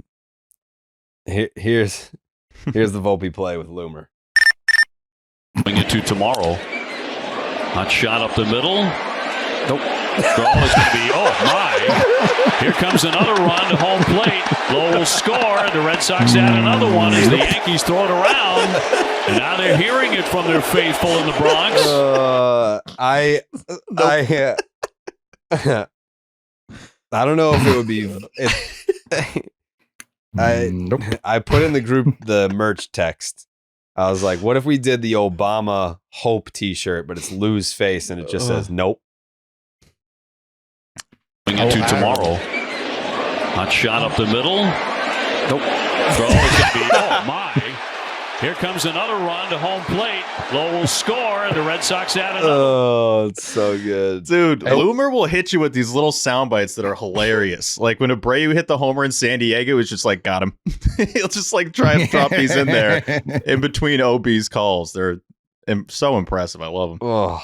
It becomes a definite shirt if we continue to use nope. Yeah. You know what I mean? Like, I think if it's a one-off, I don't know how much staying power it has, but if we perpetuate it, then yeah, definitely. Yeah. The fucking Hogdale call is so good, dude. Very good. There goes Volpus. Volp shit. I hadn't heard that one before. Happy belated birthday, Hogdale. Yeah, shout out Hogdale. Yeah, shout him out. Man. Happy birthday, Hogdale. 2-1 pitch. Swung on, grounded, right at Volpe. Gets up, tries to make a play over to first. You suck. A runner's going to score.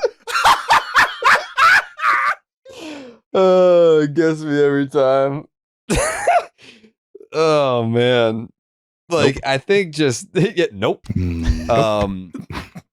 Like, I think it was the Thursday game where Ben Rice just hucks it into center field and Coley's like, there shouldn't be so many laugh out loud funny moments. No. Thursday was Ben Rice hucking it into center field. Friday was Volpe trying to turn a double play with no runner on first and a runner on second by throwing the ball to second base. Jaron Duran laughed in Volpe's face for trying to do that. And then Saturday was Volpe just fucking hucking it into the camera well. Yeah, Jazz did this. Jazz's throw was worse. It was worse, yeah.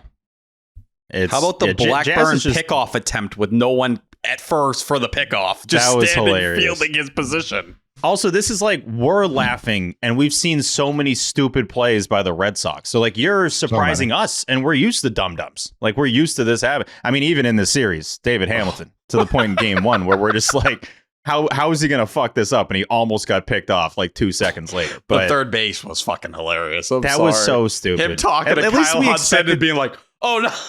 Yeah, what happened? At least we expect it with him now. Like, that's just baked into the David Hamilton experience. And they expect it with Buelpen. That's just what happens with him. It's Buelpen. He's terrible. Buelpen. He's really, really bad. David Hamilton deserves some love for this series. Yeah, he does. He I mean, he had some hits. He played solid defense. He had some solid plays over at second base, some diving plays. Big one in what, 9th inning of the 1-0 game? That was a big play. Mm-hmm. Yep. David Hamilton has he's earned the right to fight another day. Yeah, 3-hit game on the 23rd. First triple, it feels like, for a while. I haven't taken many shirtless pictures recently, so when David Hamilton did it did kind of trigger me a little bit. Yeah, TS10 got the party started in the 3rd inning, had a 2-run double. Then, I mean, I don't think we've ever recognized a sac fly on this show, maybe ever. But in the 4th inning of the game on Saturday, last show. Huh? The whole last show was the lack of sac fly that happened in the last game of the Orioles series. Yeah, but I'm saying like pointing them out when they actually happened. Sure. 4th inning on Saturday, you had Roman Anthony and Alex Bregman. This is coming after, fucking 3 straight innings of bases loaded, no runs scored against the Orioles earlier this week. And just productive outs. Productive outs made it a 4-0 game. Like that makes the game feel so much differently compared to 2-0 in the 3rd. And then you have a couple sac flies to make it 4-0. To me, it felt like ball game. Once they got to 4-0, it was more like I trust the Red Sox ability, especially with Crochet in the mound. Like if he's going to go 7, then I love our chances with who we have for the 8th and the 9th to get this done. TS10 hit another home run in this one. And then we get to the 9th inning and it's a fucking clown show. What? 2020 for Trevor Story. That feels like a pretty big milestone. Oh, yeah. Third Red Sox shortstop to ever do it. First time he's done it since 2021.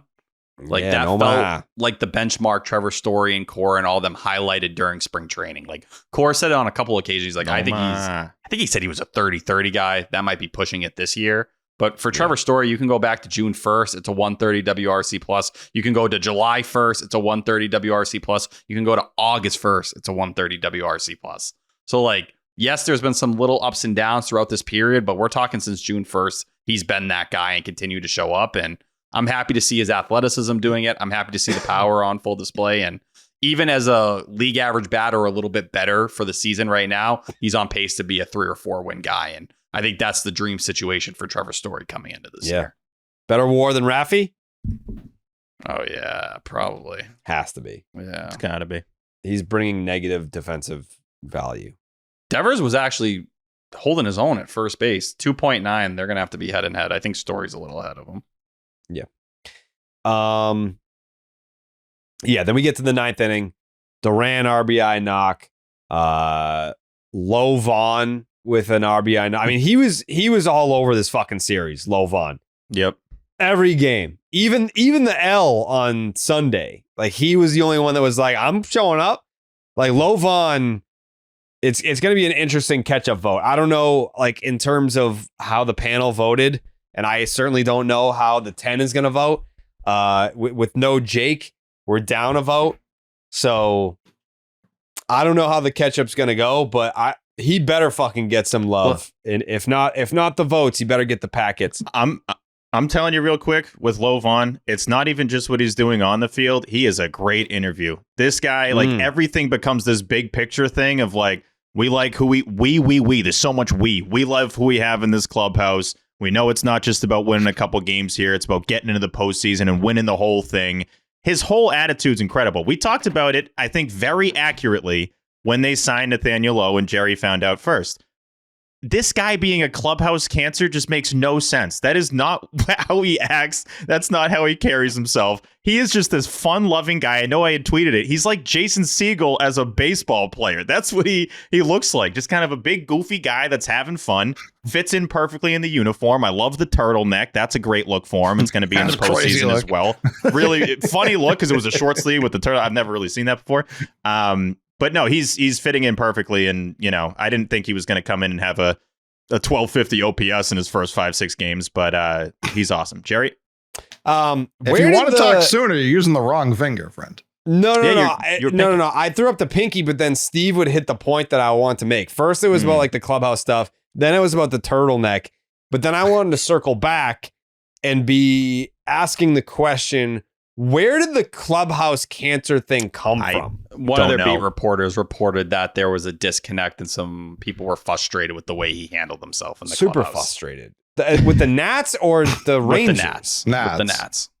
Who fucking cares? Well, they were saying like it was a young team and whatever his alleged attitude, it wasn't good for a young culture. Well, yeah, the guy wants to go win ball games and play in serious games. So when you play meaningless baseball, yeah, I bet he probably is sitting there and saying, what the fuck are you guys doing here? Like, this isn't an organization or a team really trying to win and do it. That's why their manager and their GM got canned in the middle of the year.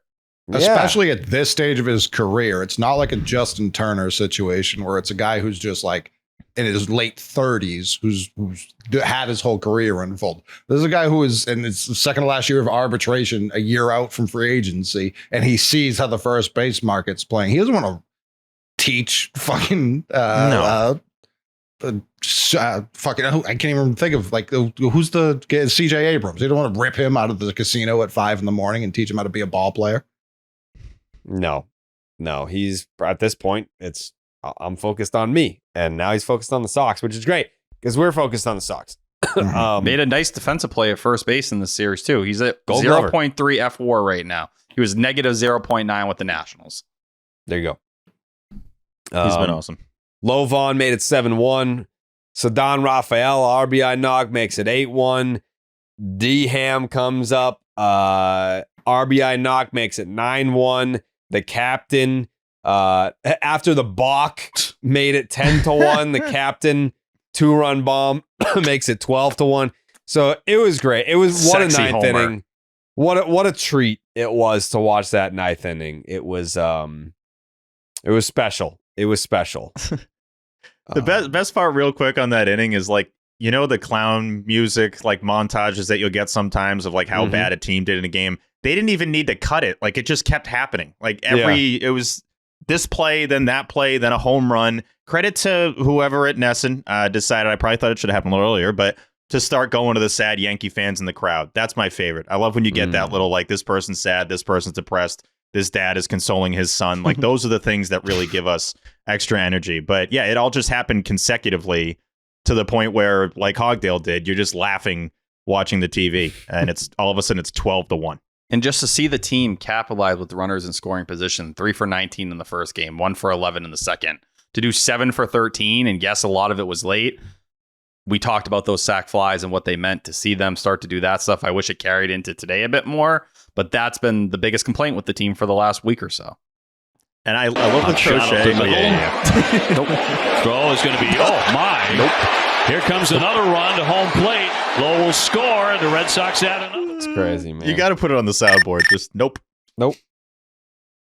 I loved with Crochet coming off the mound. And I don't know if him and Giolito had a little jokey doos going on in between the inning or something, because it seemed like there was something there. But for him to strike out the side, know that his outing's over, and just kind of chuckle. He almost just like had this, like, well, that was easy. You know, that wasn't really a challenge at all. And he's laughing with Giolito, and then goes in the dugout, and he's back to being the dugout celebration guy. Like, that's, I've said it a million times this year, but when he knows his start's about to be over, it is a special thing to watch. I mean, he's special to watch in general, but that extra little juice, that extra little energy that he gets, that like Mario +1 mushroom, like he just gets that at the end of his outings. And we just haven't had a guy like that in a long time. So I'm trying to enjoy it as much as we can, because hopefully it can be like this for his whole tenure. 2-1 pitch. Swung on, grounded, right at Buelpen. Gets up, tries to make a play over to first. You suck. A runner's going to score. Oh, man. That's bad. That's bad. Yeah. Red Sox win 12-1 Wow. to complete the sweep of the New York Yankees. Wow. Get the brooms out. Yeah, they did play an exhibition game on Sunday. Which was nice of them. Charity. It was just like, it was like to raise money, I think, or something. Yeah. That was kind of cool. Yeah. Rivalry for a cause or some shit. Yeah. That's type shit. Yeah, it was like some charity type shit. Yeah. And man, I think Dustin May probably just doesn't like charity games. Like he's probably just charity in general. Yeah, I think he's more just someone that's like, I can't get up for this charity, you know? like charity doesn't get my dick hard in the morning. What was the charity they were raising money for, Jared, on Sunday? I think it was the Zebra Fund, because there's Zebras so have many pinstripes. Yeah, that's why I was in the Bronx. And they call the Bronx the zoo. Yep. Yep. There. And they wanted to raise money for the zebras, which what's wrong with the zebras? What they have whooping cough. It's like it's not life threatening really in humans, but in zebras it's a real fucking problem these days. It's like kennel cough. Yeah. Rivalry for a cause of the zebras with the whooping cough. Yeah. Sunday night baseball. Sunday night, fun. On ESPN, Dustin May versus what does it sound like when the zebras cough? What?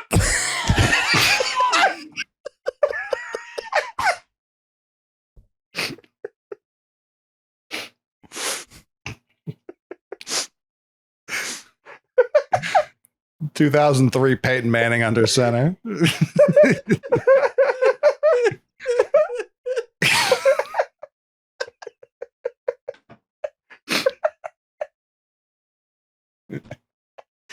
Just go to the zoo. Whoop. Yeah. It's a problem, man, because it is life threatening to these zebras. So just coughing up a lung. Yeah. Yeah. $2.8 million raised on Sunday night. Wow. Yeah. Less than the Jimmy Fund. Yep. Well, that was 2 days. There's 2 days, and it's for people. Only one day. Yeah. This is one night for Zeebs. New We're York. gonna have those cops figured out real quick with that money. Yeah. Just jamming the money right into I was them. gonna say, like, how do you fix it? You just like, I don't know. Yeah. They've got it under control. Yeah. So Yeah. Now, thankfully. yeah. Thanks for the Dude, the heading into research. Sunday Night Baseball, Whoop! Yeah. The Lions like, shut the fuck up. This is I- why we dude, maul you. Yeah. I can't control this. Sunday Night Baseball, they're gonna fix this with the money, but like until then, I'm gonna keep coughing. Dustin May is helping us right now. Yeah, he's making the game longer so they can keep donating. God. So like we were saying, it's unbelievable how shocked he is every time he gives up a 430-foot tank. Like, Dude, I would love the edit of that reaction with the cough of the zebra. Like he's making that cough. That would actually be very funny. Yeah, he shouldn't be this surprised. I don't. This is what you do, bro. This is you. He's made 4 starts with the Red Sox. He's 1-3. He's averaging 5 innings a start. The whip is 155. The FIP is 527. It's a 4.5 ERA. He's allowed 10 earned runs in 20 innings. He's walked 7 to 20 strikeouts. So he's strikeout per inning. Okay. Does he hit some people? Yep. I don't have that here. I could get it. He has one, given up didn't it? 4 bombs. What? 3 of them were in this game, right? Yes. He has 3 hit by pitches in a Red Sox uniform. Okay. Yeah. In 4 starts, that's bad. Yeah, that's not good. Well, that's what killed his FIP. Like he was rocking a pretty good FIP before the start, but giving up the homers and walking 3, it's gonna drown. Yeah, you. so like his numbers, you wouldn't venture to guess this, but him sucking has made them worse. Facts. Because it was a 287 ERA, 292 FIP going into tonight. Yeah. Opponents hitting 296 with a 370 on base and a 481 slug against him. It's an 851 OPS. Of all the Red Sox starters who have made starts for the team since he got here, he has the highest average exit velocity. Sounds about right. Mm-hmm. Yeah, not good. His surprise percentage is through the roof. He just doesn't see any of this coming ever. Well, he said even last start, and this was like what I felt like revealed like what Dustin May is more than anything. Like for him to be like, I had no idea where the ball is going. That's what Dustin May is going to be. He's never going to know where the ball is going. You're going to get outings like this where the command becomes shit and he starts giving up homers. He'll walk 3, he'll hit someone. It's just going to be very up and down. But at the same time, I'll tell you, like you have 4 starts now and it's a 4.50 ERA.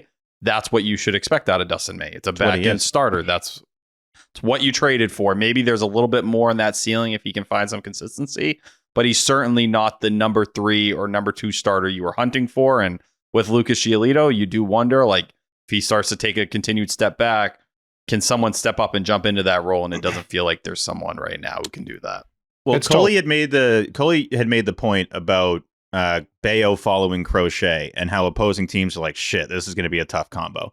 I think for the position that Dustin May's in, he's now following Giolito, Crochet, and Bello. So it's like, and obviously Giolito, to your point, T, has been a little bit hit or miss recently and might be wearing down a little bit. But when you're coming off of those starts where these guys are going over 6 innings and pretty consistently putting you in position to win the game, as a fan, it's just the drop off is way more noticeable because you've gotten used to getting a good rhythm of starts in a row that are really good, which as a Red Sox fan that's a foreign feeling for us. Like I'm not used to having 3 straight good starts like every time through the rotation. That's kind of what it's been like.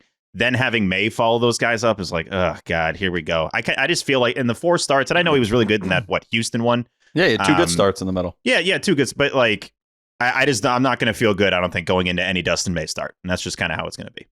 What becomes tough is the next start, right? So tomorrow it's Bernardino and Fitz. Right. When you have 2 inconsistent spots in that 4 and 5, it just puts so much pressure on that 1, 2, and 3 to consistently be the stoppers and the guy who shows up. And when you're trying to have win streaks and, find some consistency, feels like you circle back to these last 2 arms in the rotation and you're like, damn, I felt really good with Bello, Giolito, Crochet going. Now it's rocky. And do you start to get on a little bit of a skid? And that's what happened before the Yankees series. May's still a guy, and we're going to have him for such a short period of time. I don't even know how worth it is, but he is a guy I would like to see go from the stretch only. He's such a gangly motherfucker. If he already is admitting out loud into microphones, he has no idea where it's going. Yeah, I imagine his entire action being a lot quieter would benefit him tremendously. Yeah, just from a build perspective, there's just a lot wailing around. He's like the blow up air guys that are just all over the place. That's kind of what's happening when he's on the mound. So that's a good point, kid. Yeah, he was very heavy on the cutter in this start too, which was the weapon pitch they talked so much about when he got here. It's back now, his second most used pitch in this start. So results weren't great, but it's clearly something the Red Sox like and want to continue to lean on. Which is a little crazy because there aren't really any numbers that back it up. Nope. Not a single one. The arsenal wasn't as balanced with the changeup coming into play, but we know the changeup he's throwing it for the first time since 2023 right now. So how much can he get it involved here? 4%. It's seems to be more of a different look. Yeah, I need Tolle up. I'm still fine with Harrison. Just because if at his worst, it's going to be that. You know what I mean? It's going to be exactly what him and Buehler have given you. So that's where I don't see a downside. The downside I think the Red Sox see is if Kyle Harrison goes up and stinks, he has no trade value. And until I see him play for the Red Sox, not the Woo Sox, I cannot buy that they actually ever wanted him in the first place. Well, I think it's that. And it's the idea if he comes up and he gets his head kicked in, then where's his confidence at after it not working out with these new changes in a new spot, especially if he kind of fails? Are you going to send him back down to AAA to start next year? You can't really pencil him in for a rotation spot at that point. If it blows up in the big leagues for him again, then the reliever noise is going to get very loud.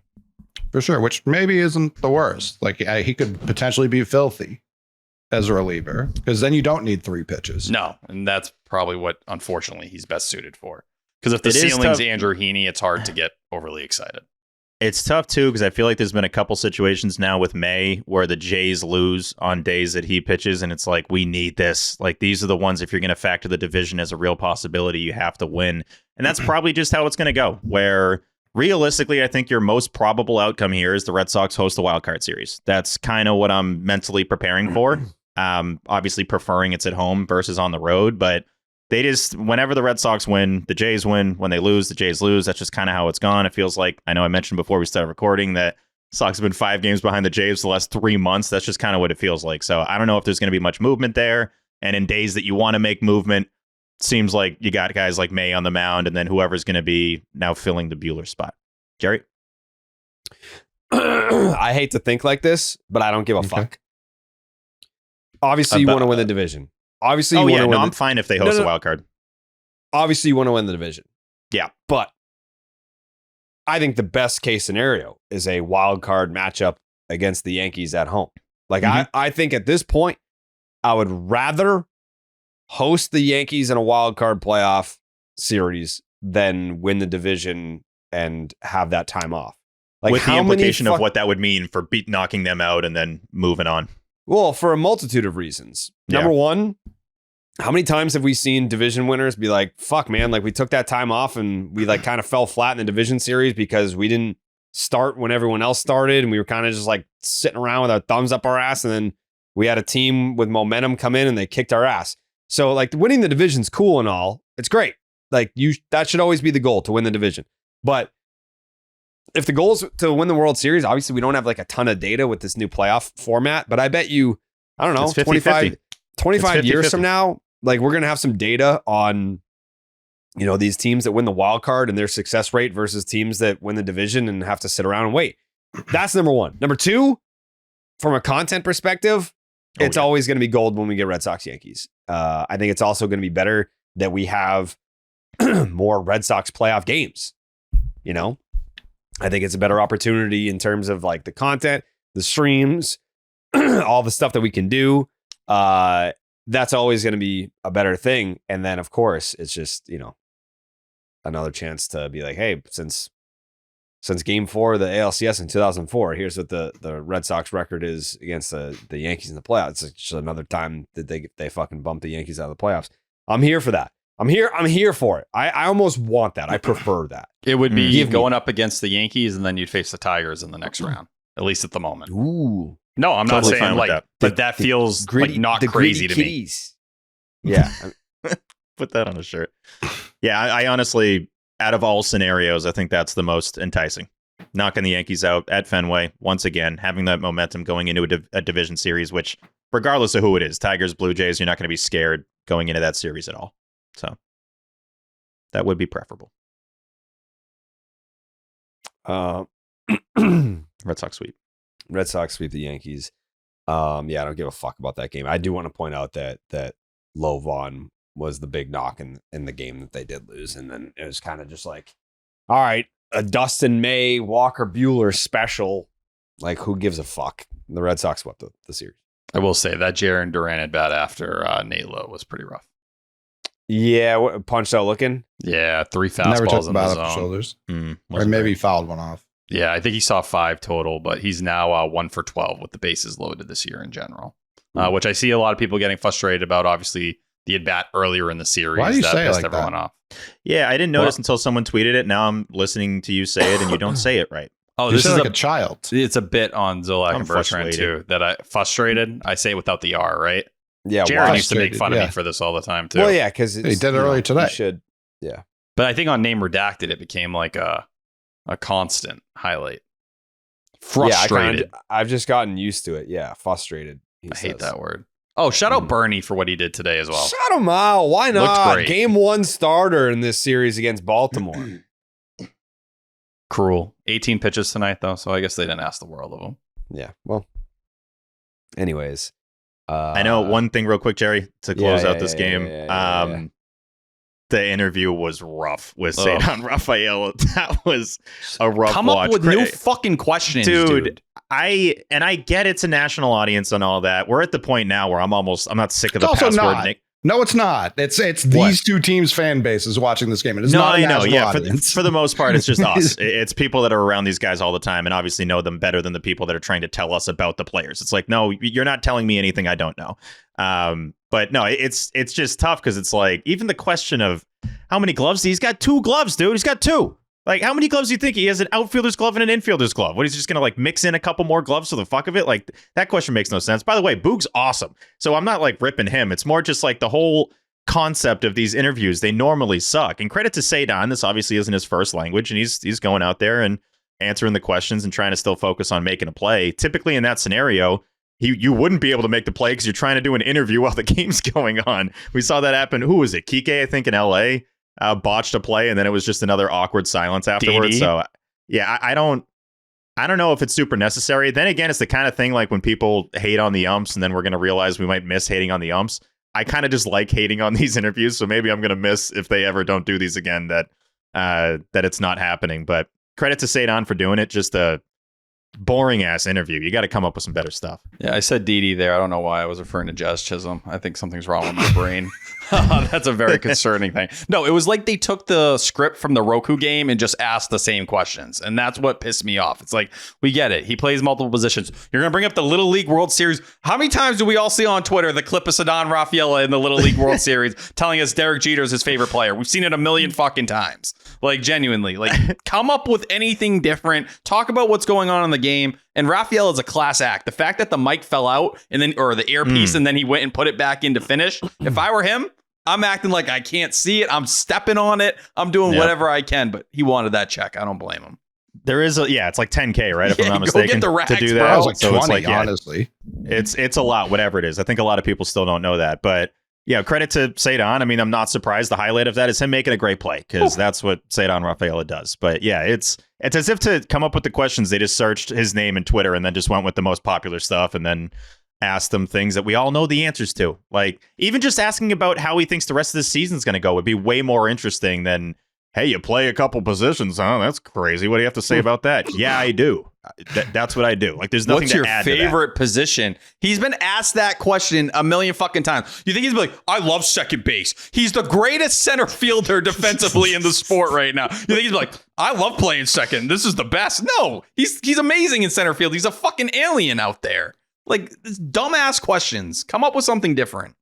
And that's what I want to harp on. When I saw the lineup today, and I saw that our two best healthy outfielders were playing second base and DH, I wanted to blow my brains out. Like, I can't have that. Just DH Duran. And that I'm less angry. Put Nate Eaton at second, a thing he can do, and Rafaela in center. I don't understand what's going on. I just don't understand. Yeah, the Nate Eaton stuff to me feels like more they're just trying to like get the most out of his value. And I saw some people bitching saying like, you guys talked about Nate Eaton playing second base. He doesn't play second base. He's played a little second base the last couple of years if you actually dive into the game log a little bit. But yeah, it feels awkward and it feels like something they're closer to moving away from as Yoshida continues to not hit. And if Yoshida's not hitting, like, I think that gives them the battery in their backpack to lock into more Rafaela in center. At this point in time, if I were them and David Hamilton's looked better this series, play Nate Lowe at first every day, platoon David Hamilton and Romy. And like, if they're finally willing to eat it on Massa, then that's the pathway to get everyone in the outfield. It just feels like they're not willing to go that far yet, but you're getting closer. Yeah, the playoffs are too close. These games all matter too much. I can't. Well, it's like the Bueller thing. Massa. Right? Like you were willing to say, fuck it, this isn't working. It's just hard to do that because you can tell Bueller to go throw in the bullpen. Either Massa is going to be on the roster filling this role or you got to kick him completely to the curb.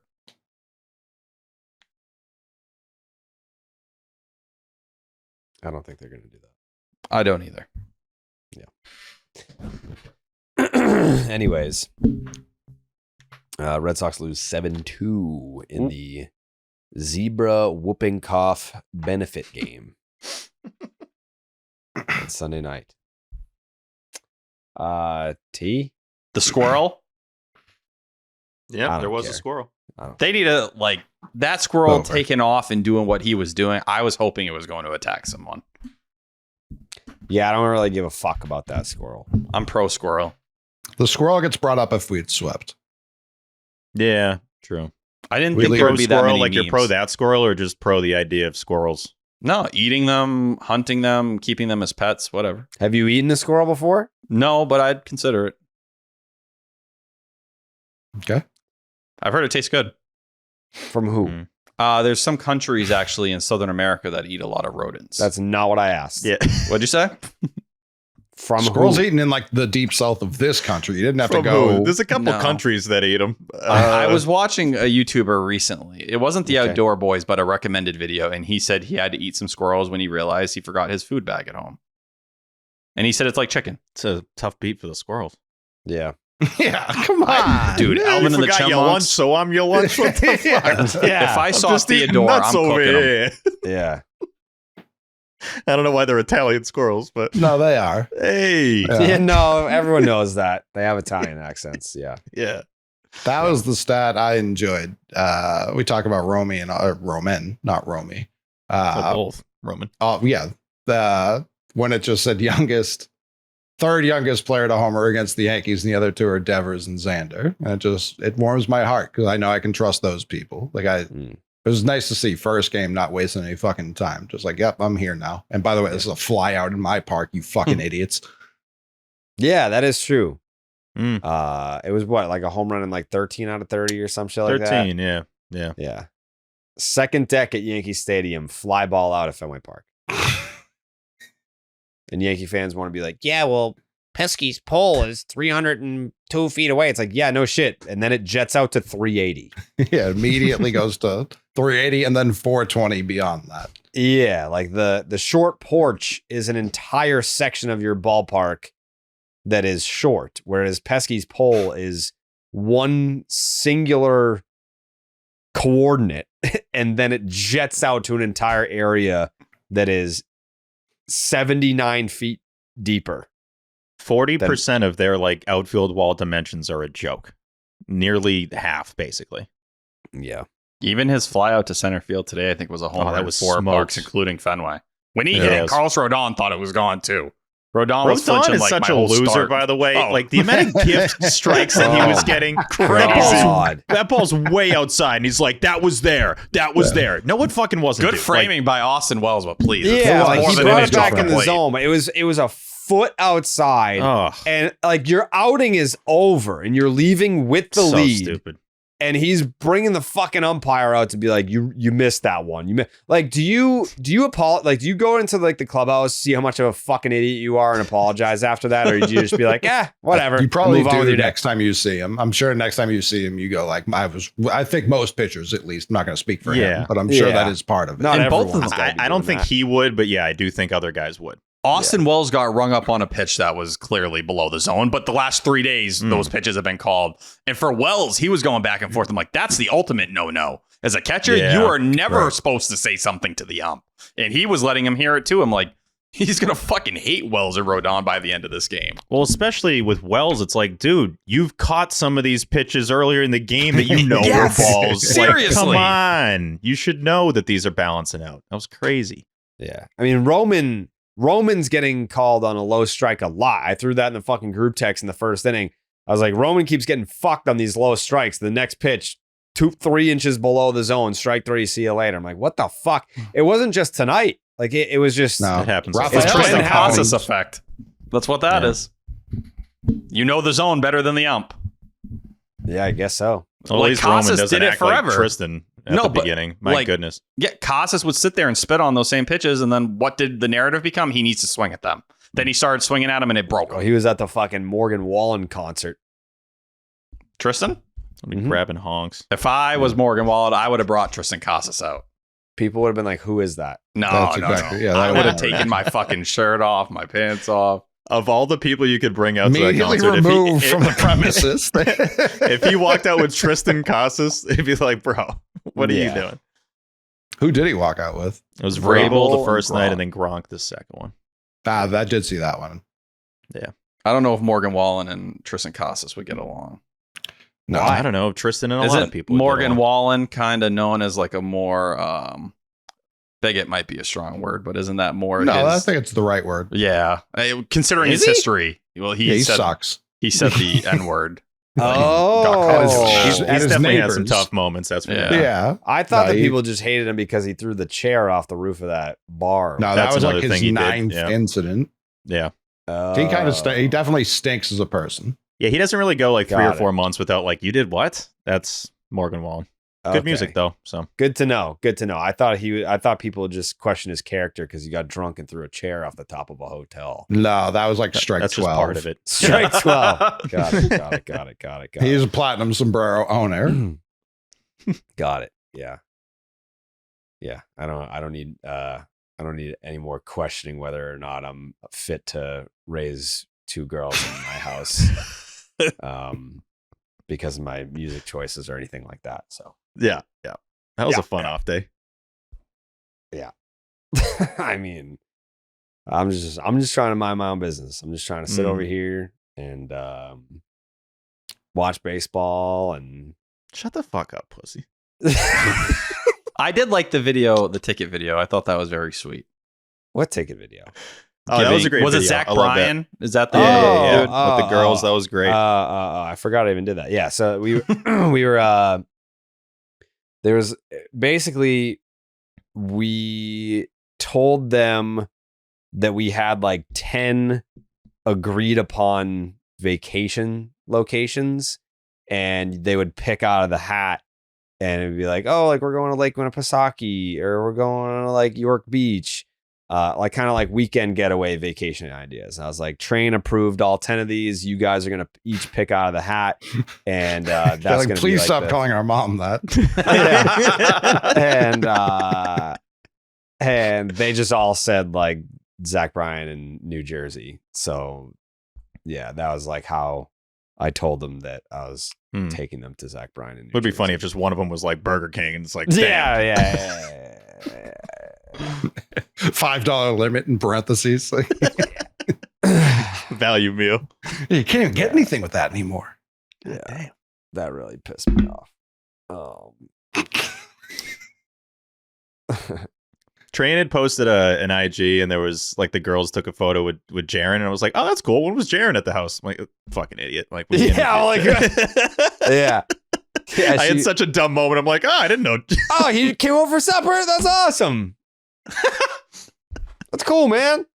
What you guys have? Fun. It's like, yeah, you were sitting next to him for an hour. What you guys do? Movie night? You guys have a movie night together? It does kind of look like it. It was just like, yeah, it was downstairs in the living room. Popcorn. Yeah.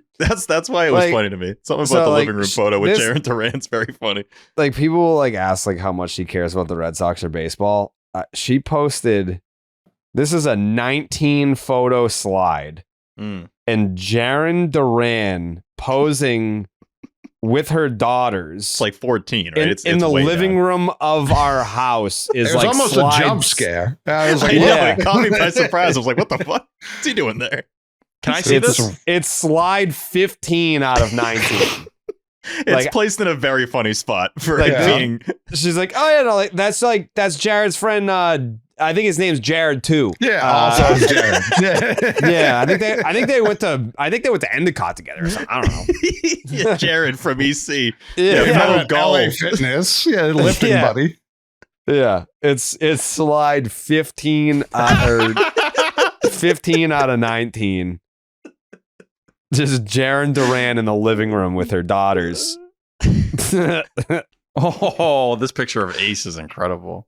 All right, relax, dude. Sorry, I'm sorry. Jesus, this is a very cute There's picture. just an extra layer of funny because I'm so used to seeing the Jaren photos when he signs the autographs, and it's like, no, he's just in your house. Like it's like they basically photoshopped him in there, like it was outside Fenway.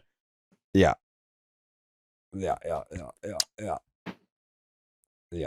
Ace is just a hell of a pup. Great guy. Big Ace. Great guy. Yeah, I love Ace. That's G1.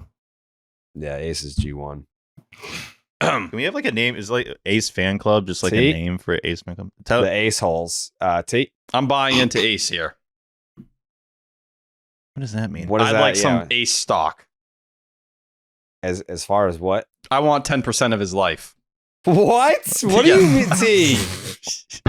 Get out of here, you fucking sick freak. What does that even mean? I don't even know. Yeah, I don't even think he knows what that means. I think he just kind of like says stuff sometimes. Like it's like, oh, this thought came to my mind, I'm gonna say it, and then if I'm asked to elaborate, I'm gonna have to make shit up as I go. I don't think he knows what that means. I think there are stretches where like time goes by and he's like, I haven't said a weird thing in a little bit. I'm gonna say it right here. Yeah, I want 10% of his life. Yeah, this is Dustin May thing you were referring to. T. Right. Go ahead, T. No, that's all. I don't have much to expand on or add. I think my point is pretty clear. Take it or leave it. I'm gonna leave it. All due respect. 20. No, I'll do respect. That's not how take it or leave it deals work. Yeah. Leave it. 100%. Definitely not. Yeah. You pay me. Give me your dog tomorrow. Yeah. Anyways. Okay. Yeah. All's forgiven on that front, by the way. Whatever. Just I guess shut the fuck up. I don't know. Pussy. I just don't want to be involved. Too old for this shit, you know? Yeah. Should we do a little catch up? Mm-hmm. Okay. Wait. They got to start winning finales, man. I know, it's so annoying.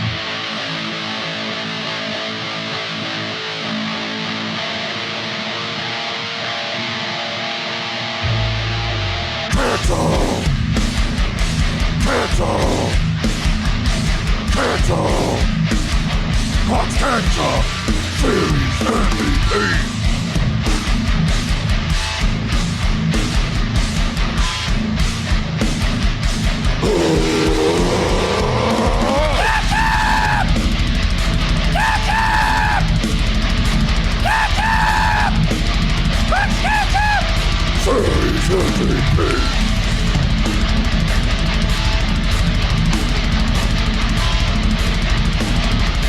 Series MVP. Clark's Ketchup Series MVP is brought to you by Clark's Ketchup. Drizzle that ketchup. Yeah, I feel like this is definitely. I know it's not going to be unanimous. I don't know if it's going to be much of a slam dunk. I don't know. There's only one way to find out. There's only one way to find out, as they say, is we gotta drizzle it. The first vote for Clark's Ketchup Series MVP, I believe, belongs to Steven Peralt.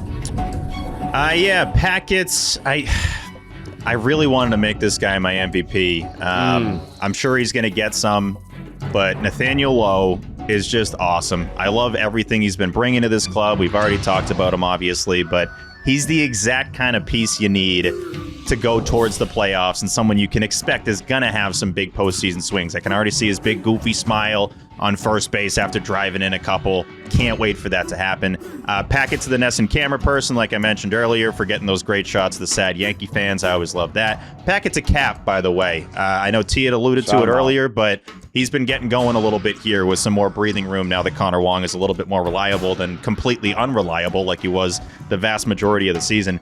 But my Clark's Ketchup Series MVP is a guy that we love, a guy that we are going to get to watch for a long time, and I can't say enough how much I love that he's on this team. Hitting a homer in your first game at Yankee Stadium is awesome, proving that the stage is not too big for you. He fits right in. He looks the part. He plays the part. My Clark's Ketchup Series MVP is Roman Anthony. Wow. Hot start. A hot start to the Clark's Ketchup Series MVP voting. I very well might be the only person that votes for him, but yeah, I'm okay with that. Again, like, it's just tough. Like, all right, so I'll go second here, and I'll say this, not knowing who I'm going to vote for. I'm just going to give you some data. Okay, as far as hits are concerned, Alex Bregman led the series with 7 hits. Nathaniel Lowe with 6. Story, Narvaez, Hamilton, and Roman with 4. Okay.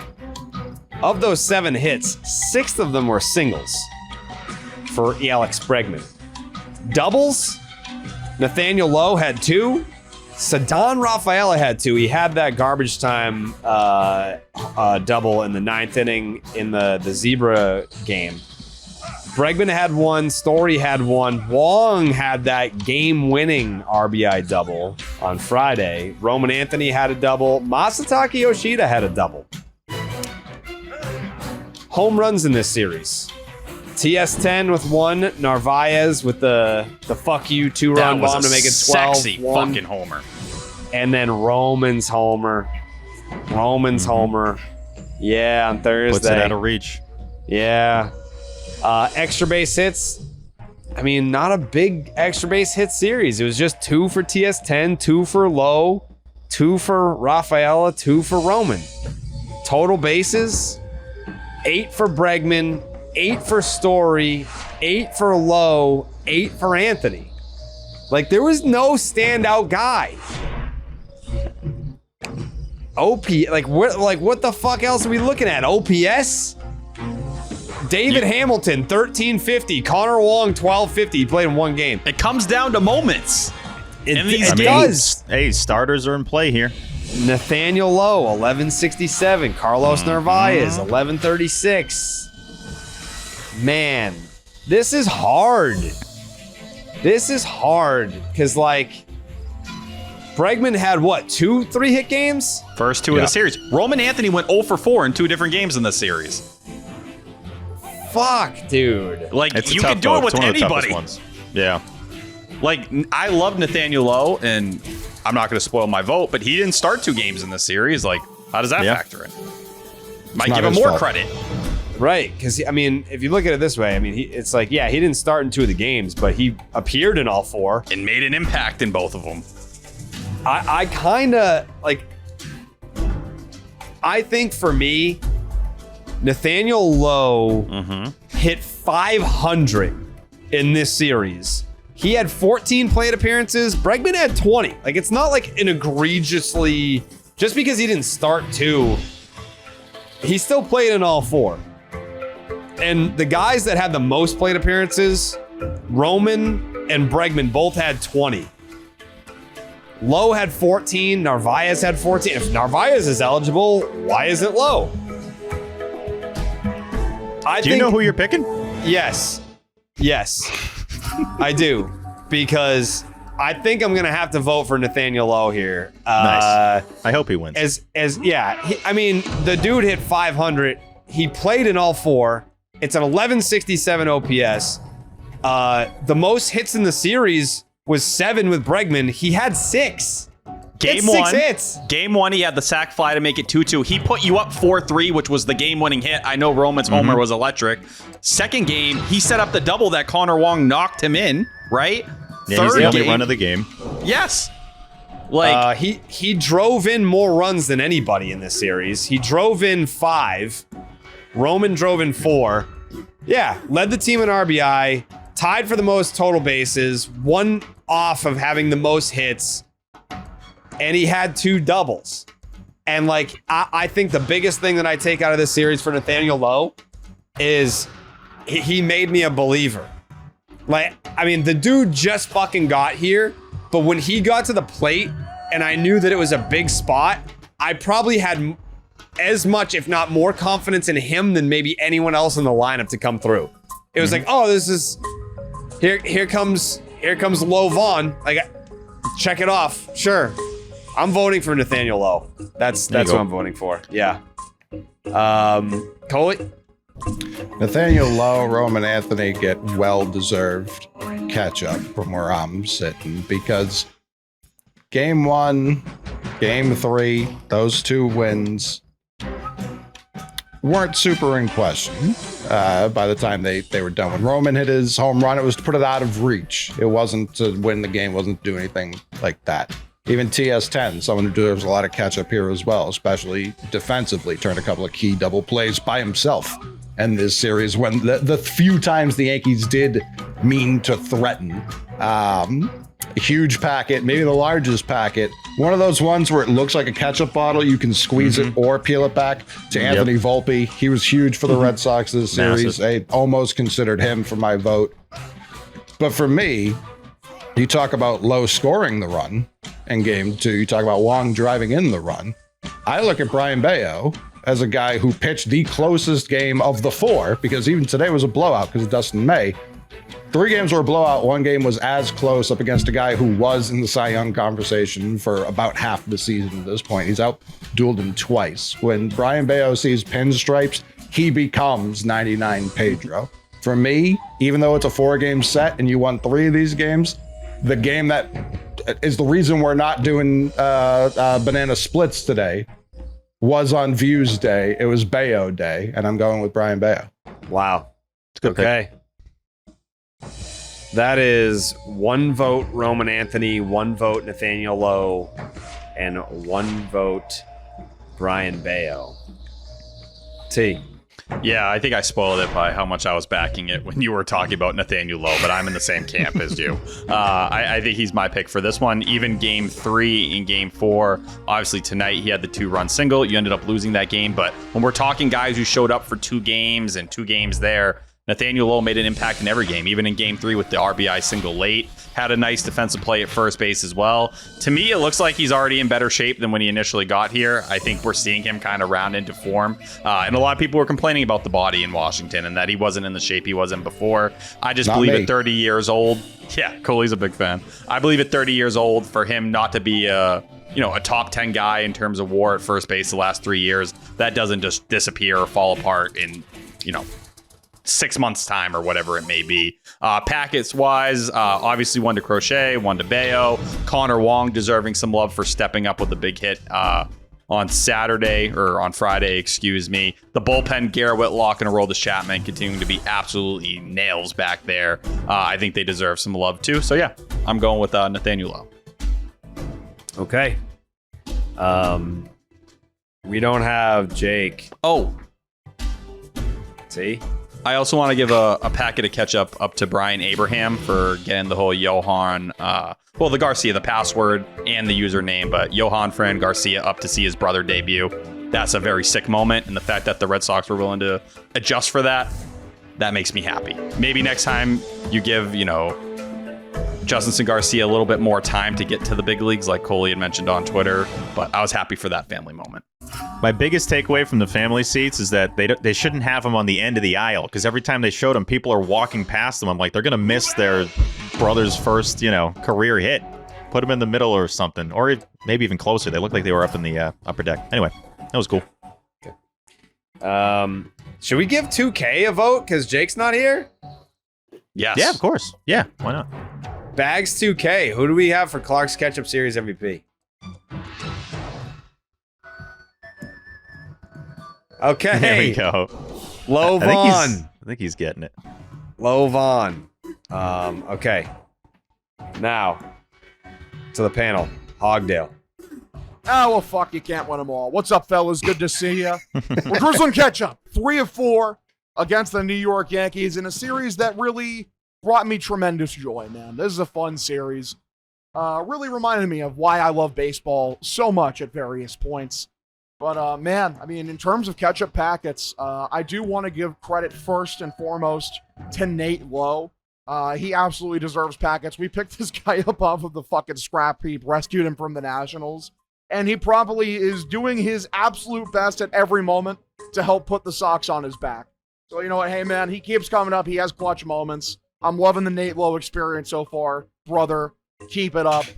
Next big packet.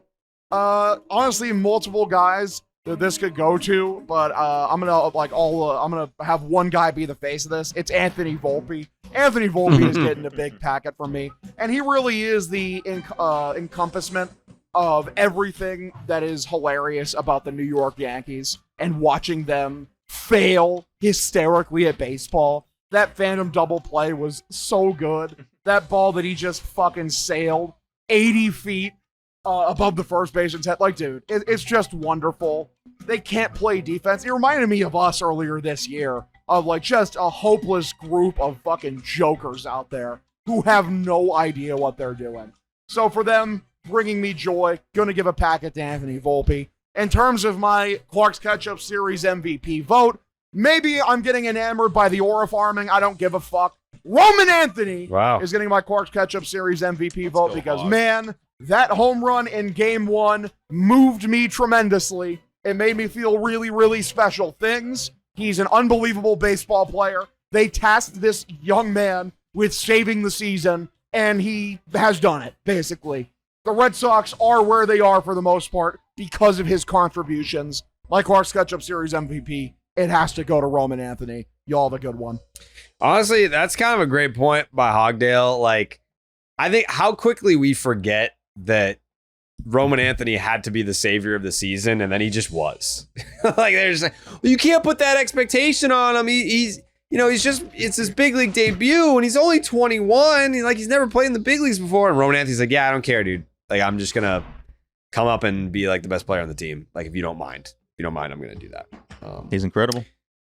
He is. That is 3 votes Nathaniel Lowe. That is 2 votes Roman Anthony and 1 vote Brian Bayo. To the panel we resume.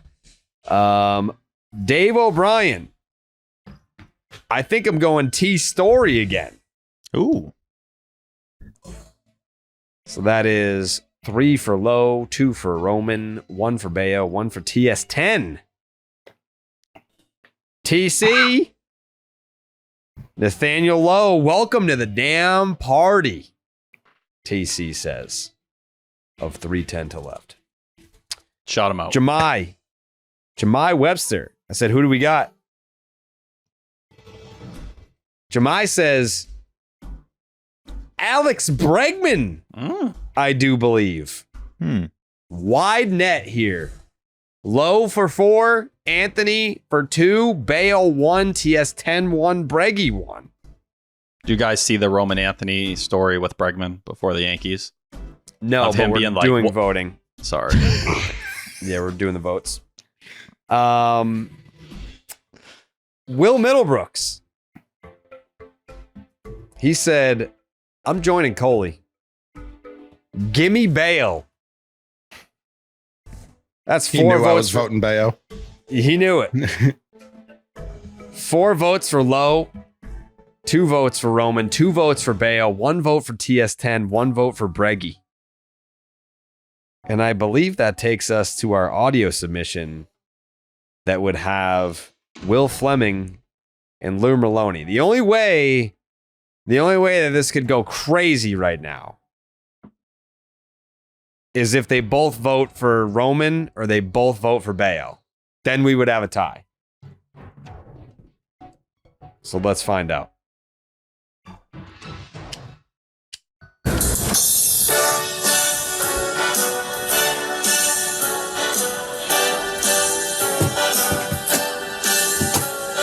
No copyright. Thank fucking God tonight was the only night we had to hear this song on loop. Because it was a great weekend in New York. I'm with LouMer. It is drizzle time. Hey, it's a couple in a row where you lose the finale, but who the fuck cares? This was an awesome weekend in New York. And I'm not going to let tonight dampen my spirits, not even one bit. No, and you should. You wanted 2, you got 3. I mean, you're still, 8-2 against these guys in the year? I mean, you're smacking them around a little bit. Tonight was what it was, but you still feel pretty good. You still feel pretty good in the weekend, I would say. You know, the cool thing is that it's not only you feel good about this Red Sox team, which you have to right now. We'll get into a lot of the guys. This is kind of a complicated catch-up, although I know where I'm going. Heroes up and down, lots of different things to talk about. But so the Red Sox have a lot going, especially the starting pitchers in this series. And maybe a new addition from the Washington Nationals who's really showing out lately. But what's great about this is the Yankees embarrassed themselves a couple times in this weekend, too. And yes, they win tonight. They hit home runs. When they hit Yankee Stadium home runs, they look pretty impressive. But the defense, the base running, the bullpen, shaky all around. This is not, to me anyway, a dependable Yankee group. No, they need to hit home runs to win, and they hit 4 tonight, so that's why they won. What, they had 6 of the 7 runs, I think, maybe? They're all on home runs, and that's how they have to live. Keep them in the ballpark, you beat them. You didn't tonight, so it is what it is. But, the other thing, too, with the Red Sox team is that's why stacking 3 wins here was huge. I still think your roster's kind of in flux. Yep. A little transition. You saw it this past weekend.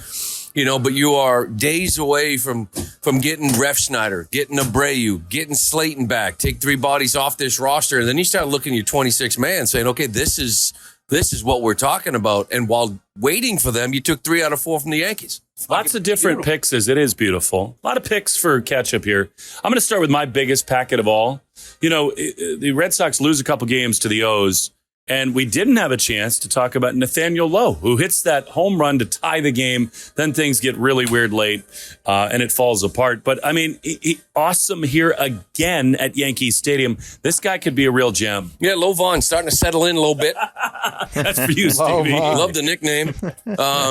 Turtleneck, non-turtleneck, doesn't matter. Like, he's just... a lot better than being in Washington, I can tell you that much. He looks like a different dude. But I'm with you. Lowe was absolutely fantastic.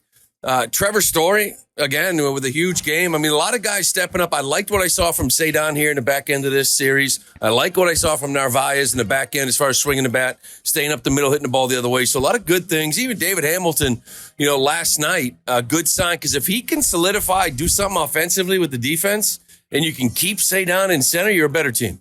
I thought, if they sweep the series, I think I probably vote differently than I'm going to tonight, because then it's just people all over the place. And I think, I really do, that I was probably going to go Roman Anthony. I think it was really close. I mean, Story, Bregman, all the guys you mentioned, Lowe even had some big hits. But look, the home run that Roman hit on Thursday was just a defining moment of this season and of his young career. And then tonight, I thought he hit it out to center field. I'm sure anybody listening thought that it was 5-3. I certainly did. There's something about this dude which is going to play well everywhere, but especially against the Yankees. Yeah, and he looked a little uncomfortable, but there's 2 tough lefties. And you say he drove that ball to center. I thought he got out. So you're right. Like you came in tonight thinking, okay, it's 1 of 3 or 4 guys. And I wasn't really thinking about this guy until, you lose this ball game. Then you look back at how big that performance was. But, there's plenty of packets to go out. And I'll say this, Crochet pigged out. He pigged out. Like, he was absolutely fantastic. He just showed up. He just does what he does. But I'm going to give my MVP to one Brian Bello. Wow. I mean, 1-0 ball game. I mean, he has been good now for some time. One little mistake, and we saw it tonight. Ball leaves the yard, right? 2-run homer. The Yankees did not have a guy in scoring position. Right. They were 0 for 0. They didn't have an opportunity in that start. He was that good, pinpoint location. He was fantastic, has been for a while. Brian Bayo's my MVP. You know, it's so funny. I thought you were going to go Crochet because his wife is posting pictures of pigs on Instagram. You're calling Tolle the piglet, which I love. Yep, little piglet down in AAA doing his thing. Hope we see him soon. I thought you were going to do that, and I was going to have to come over the top and disagree. Because when you win a series 3-1, you're 1 game away. This is not hard math. You could have split the series, and that was the most important game. Yeah. Obviously, Thursday night sets the tone, the Anthony swing, all that stuff. But Bello had the most important start, and it's also the case, Lou. This guy looks like a fucking man, and he's growing up. He's maturing. It's the physicality, it's the durability, and the maturity on the mound is off the charts. No, he's a dude, you know, and everybody keeps talking about need someone to go with Crochet. Meanwhile, this guy is showing up going, I don't know what you're talking about. Like, I am a legit number 2. The ERA is just over 3. He's been doing it all year long. You're right. The strength, the maturity, the location is so spot on. Like, he's been fantastic. Yeah, off to Baltimore, where you will get Bello, Giolito, and Crochet. Who knows tomorrow? I mean, is it Kyle Harrison? Is it Dick Fitz? We'll see. But there's no question. When you really dive into this thing, it's one of the great starts of the year. In this ballpark, he owns it. He is their daddy here. And the Clark's Ketchup Series MVP is Brian motherfucking Bello. Oh, no. Oh no! Oh no! I don't think we've ever had a tie. Never. I mean, we can call Jake right now if he's up. I doubt he's. Is he up? I don't think he's up. Okay, I was gonna. He could have been the tiebreaker. Did Jay Stu text you a nominee, Jared? He did last time. Okay. I promised him I'd acknowledge it this episode, so I don't want him to say I forgot again. He did not. He texted me one the last time. I mean, is it Ketchup? Why does that not feel right? That do we have someone we can ask right now? It's fucking 2 a.m. Bones, do you know if Jake would be up by chance? Is Eamon in this call? Is he here? Eamon's here. Mikey. Yeah. I feel like yes, under normal circumstances, but like I mean, I don't want to like what if he wanted to vote for like TS10? Now he feels pressured to pick between. Yeah, true. I feel like that's against what Ketchup's all about. The point isn't like you have to pick between these two. I mean, they had co-MVPs for the World Series. Like, we can do co-Ketchups. Yeah, like I feel like Mikey could be like, dude, that Garrett Crochet outing was like the emphasis, like fuck you on the third win. T. Sometimes when I have to make a hard decision in life, I ask the Magic 8-Ball. We can't. Yeah, I think we go co-Ketchup. Okay. Just an option. Co-Ketchup? I think we really start weighing the voters who voted. No. Which 4 weighs heavier than the other 4? I mean, we have who's got the highest combined WAR for the voters? Yeah, that's what I like. One of us is filled with former major leaguers, people who work directly for the team. The other one is like T. Whoa, Jesus Christ. I mean, this is I'm going to take some blame here because I even started this all up by saying I should pick Nathaniel Lowe, and if I just did that, this wouldn't have been a discussion. But yeah, I don't know. I guess it's co-Ketchup, right? I mean, would this only be how many pitchers have won Ketchup this year? Pitchers? I don't think any. Crochet has to have or one. Crochet, and then the bullpen. Pitchers never get it. I still can't believe Zach Kelly owns Ketchup. Yeah.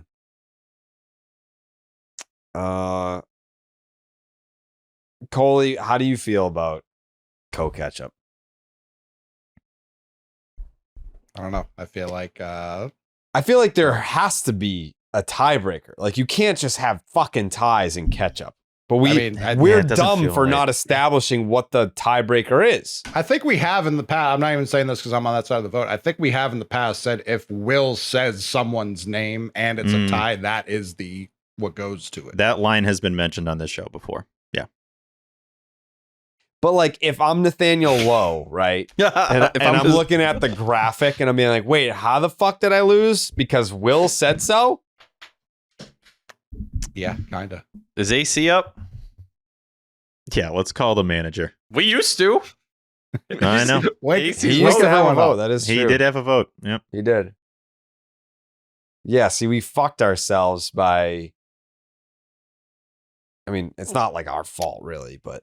No. I think Coley brings up a good point. I do think Will, as the tiebreaker, is big. And he'd be the first to tell you it would probably matter a lot to him because this hasn't been as much of a dominant season for him as he had last year. I'm not talking about EEI. He's been as good as ever in the booth, but predicting the KKS MVP as that percentage hasn't been as great this year. So... Well, I think he deserves. He was cooking for a long time. He was undefeated. He was undefeated. Yeah. Then he voted for Craig. It got weird in the middle there, but he's back. Yeah. I do fear the boy is back. Can we flip a coin? We give him this one. I kind of think Bayo should get it. I can't, in good conscience, leave it up to like a coin flip or something like Magic 8 Ball. Did it say Bayo on your coin? Yeah. It's Bayo. you flipped your coin that has Bayo on one side. You had that ready to go. My 1-of-1 collectible Brian Bayo coin. On the other side, it just says the field. It's like, yep, Bayo won again. Like, how would you feel if you had a monster series and you had the same amount of votes for Ketchup as someone else, but you lost? You'd be like, how? Well, he's not especially when you contributed in every game. He's gonna know. He's probably waiting up to see. Yeah, to listen to the show and fast forward to this point. Yeah, probably. Yeah, I think Nathaniel is so happy to be on the Red Sox. Like if this were Nationals Ketchup, he'd be like, "It's fucking mine." I think here he would want Bayo to have it because he wants to keep establishing how good of a teammate he is. Yeah. I will say, MLB.com has this thing that I didn't realize. I'll always look at the game logs before we record. Where they have like player of the game, and I didn't know that they do that. And they keep track of who has the most on each team. Crochet's got the most with 9. Story was 7. Abreu was 6. Bregman was 6. And guess who also has 6? Obviously, only one of these is with the Red Sox, but Nathaniel Lowe. It's Nathaniel Lowe who has 6. So it's like, he's going to have other opportunities, I think, for Ketchup. As a starter, you don't get many chances to get it. Just a very unbiased perspective here. I did ask, should Brian Bayo win Ketchup? And the 8 Ball said, outlook not so good. If we're just factoring in all these different things here, I think that should be part of it. It's weird you use Bayo and not Lowe. Would you like me to type his name in? Well, no. Yeah. Now it's the algorithm sullied.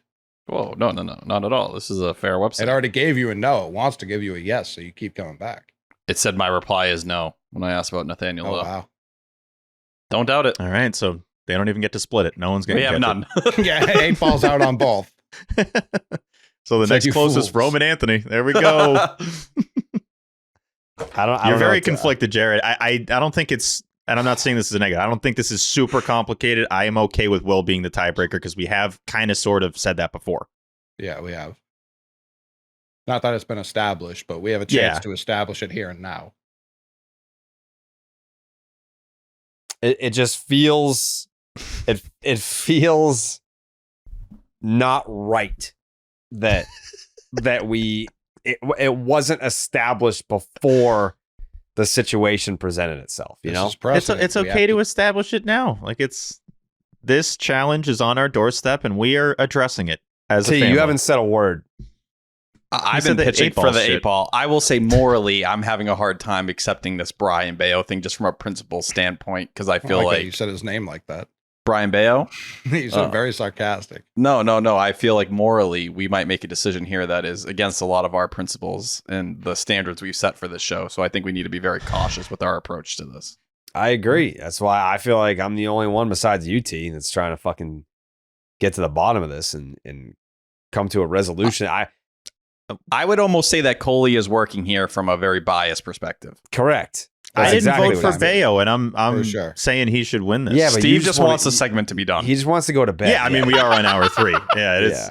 I mean, it's 2 a.m. Yeah. Not a terrible point either. Yeah. No, I mean, obviously, I'm consistently right when it comes to Ketchup, and people don't see the vision. This is one of the rare times everyone's in lockstep. That's not true. You're wrong all the time with Ketchup. No, the vote doesn't agree with me, but as a known ball knower, like again, we go into the Oval Office, start railing off wins. Everyone's like, I don't know, fucking this guy won it. Like People just don't know ball. And now all of a sudden people are I agree with Will. If it had been a sweep, I don't think Bello has a shot. No one else is talking. Do we put out a poll right now? No. Again, that's the point of Ketchup is not, all right, it's down to these two. Like, who do you got? Like, it's the all-star ballot or But we something. got a tiebreaker here. Vote. It's not a democracy. No. Are we that against Will being the tiebreaker? I don't think that's that It's bad. not that I don't paint me in that corner. I'm not. No, I'm not trying to. You word it Don't like paint that. us in that corner. I got you. Don't paint us in that. I just thought you would think that feels okay, and the He rightest wanted a magic 8-ball to decide it over Will. Yeah, we're trying to pick the best option of some options here, and that kind of feels like it. I mean, the best option could be Ketchup. I don't know. We've never been here. That's not the end of the world. We know Will is going to always be there. You know what I mean? He's always going to go last. He's always going to say it. So we know moving forward that will be a constant. It won't be something we won't have in future ups. Jared, I think the best answer is sitting right in front of us. That's going to make you be okay with sleeping tonight. Like, I want to make sure that you can rest your head on that pillow and not feel like you've done something morally wrong. I think there's a scenario where we allow this to be Ketchup, but now we've set the precedent that Will is the tiebreaker moving forward.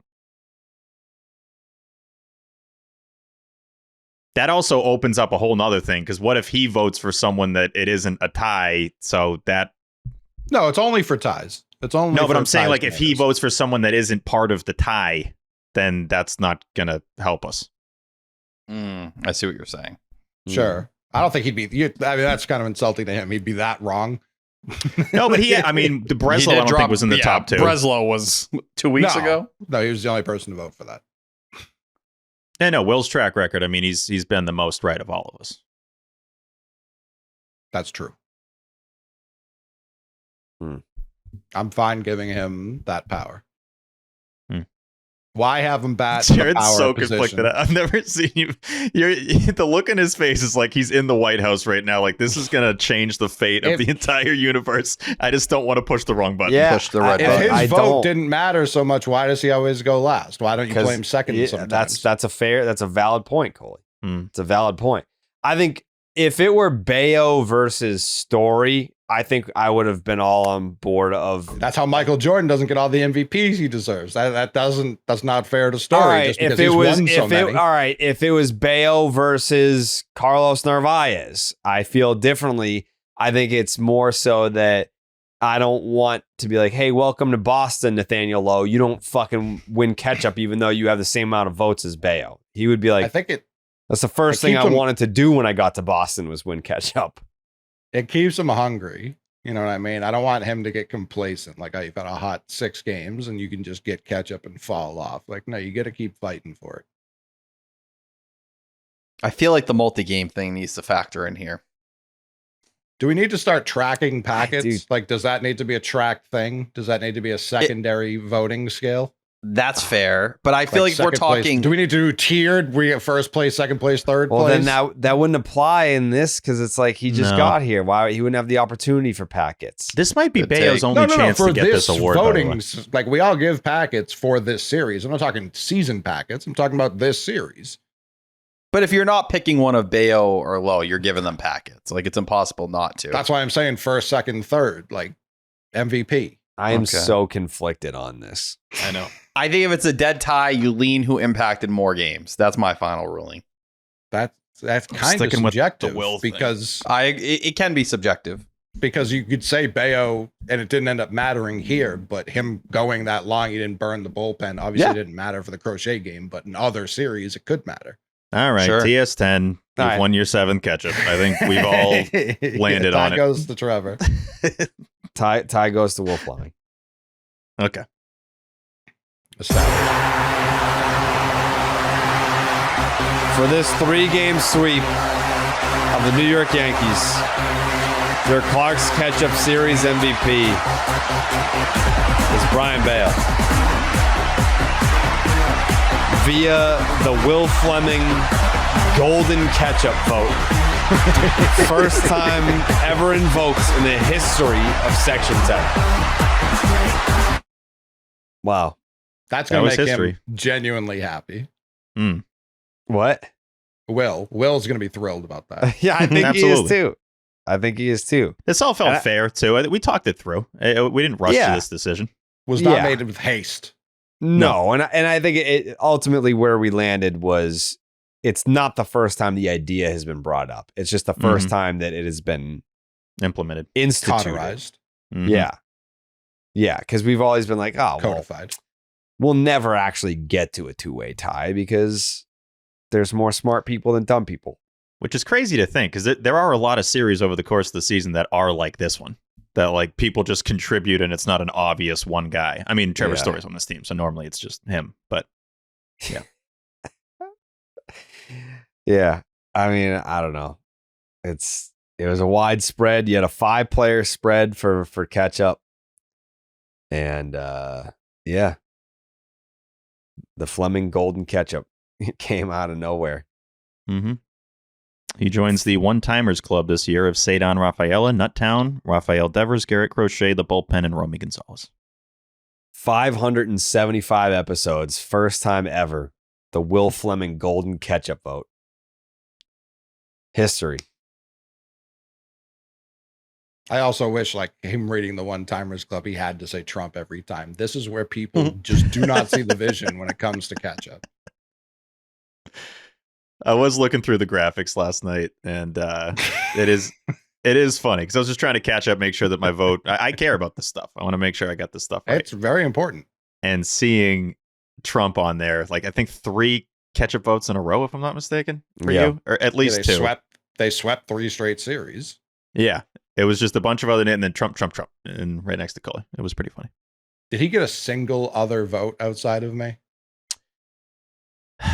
Unfortunately, he should have that week that you said, hey, if they sweep, you guys have to vote for Trump. And I think we all agreed, and then none of us did. Mm-hmm. Yeah. There's a lot of general cowardice when it comes to Ketchup, but I'm glad today we made a stand. Whether or not people agree with it, I know Jerry's still conflicted. I can see it in his face, but I am. We've made a decision, and that is just what it is right now. Amendment to the Ketchup Constitution has been voted on today. I mean, in the end, I still supported it. Mm-hmm. You know, it's called deliberations. Dude, this graphic's so funny. Out of context, this looks so stupid. It's the Rafaela walk-off homer, Ketchup going into the All-Star break. It's just Rafaela, Trump, Rafaela. And he's doing like the ice in the veins thing. Just to have Trump on this graphic is people were so mad at me. Like this is how you know people take it as seriously as it should be taken. People were like, it was going to be unanimous. Like it matters more. Like it doesn't. Like you don't get anything extra for it being unanimous. That's not true. I feel like anytime like people want to know like, hey, how many unanimous? Like it's like that's like saying it's not like Ichiro, like where one fucking dickhead completely ruined everything for him. Well, that's what it is. Is like it's like that. It's like winning the Cy Young or the MVP or the Hall of Fame. Of course, like unanimous is different. It is different. I believe Story, Willier, and Raffy. There you go. Those are the 3 unanimous winners this year. It doesn't happen often. It's very rare. It's a very rare thing, Coley, and you fucked it up. I said that going into the series, what was going to happen. They did what they did. I did. I was the only one who stood up for what was correct in that moment. Not correct. That makes sense. The only thing that would have been correct is if you were like, I got a Ridge wallet. I do. I know you do. It's a Red Sox one, right? Yeah, and the keychain, which I think is the real star of the show. Just as someone like I hearken back to my security guard days, jangling all over the place. The amount of fucking keys that were in my pocket. If I had one of these Ridge boys where they just all fold up nicely like a Swiss Army knife, sure, it's just so much more stealth. So much when you have a big pocket full of keys, that can really mess up your spine, your balance of your body. Ridge wallet has solved that. Like they already solved the wallet so much. They were like, what else can we fix? And it was keys, and they drilled it. So now I'm what is next? Ridge wallet. Well, they have luggage. Tell me. They have luggage as well. Yeah, you know Ridge. They make amazing wallets, luggage, and premium everyday gear. They're doing their legendary sweepstakes for the 5th time, and this time it's insane.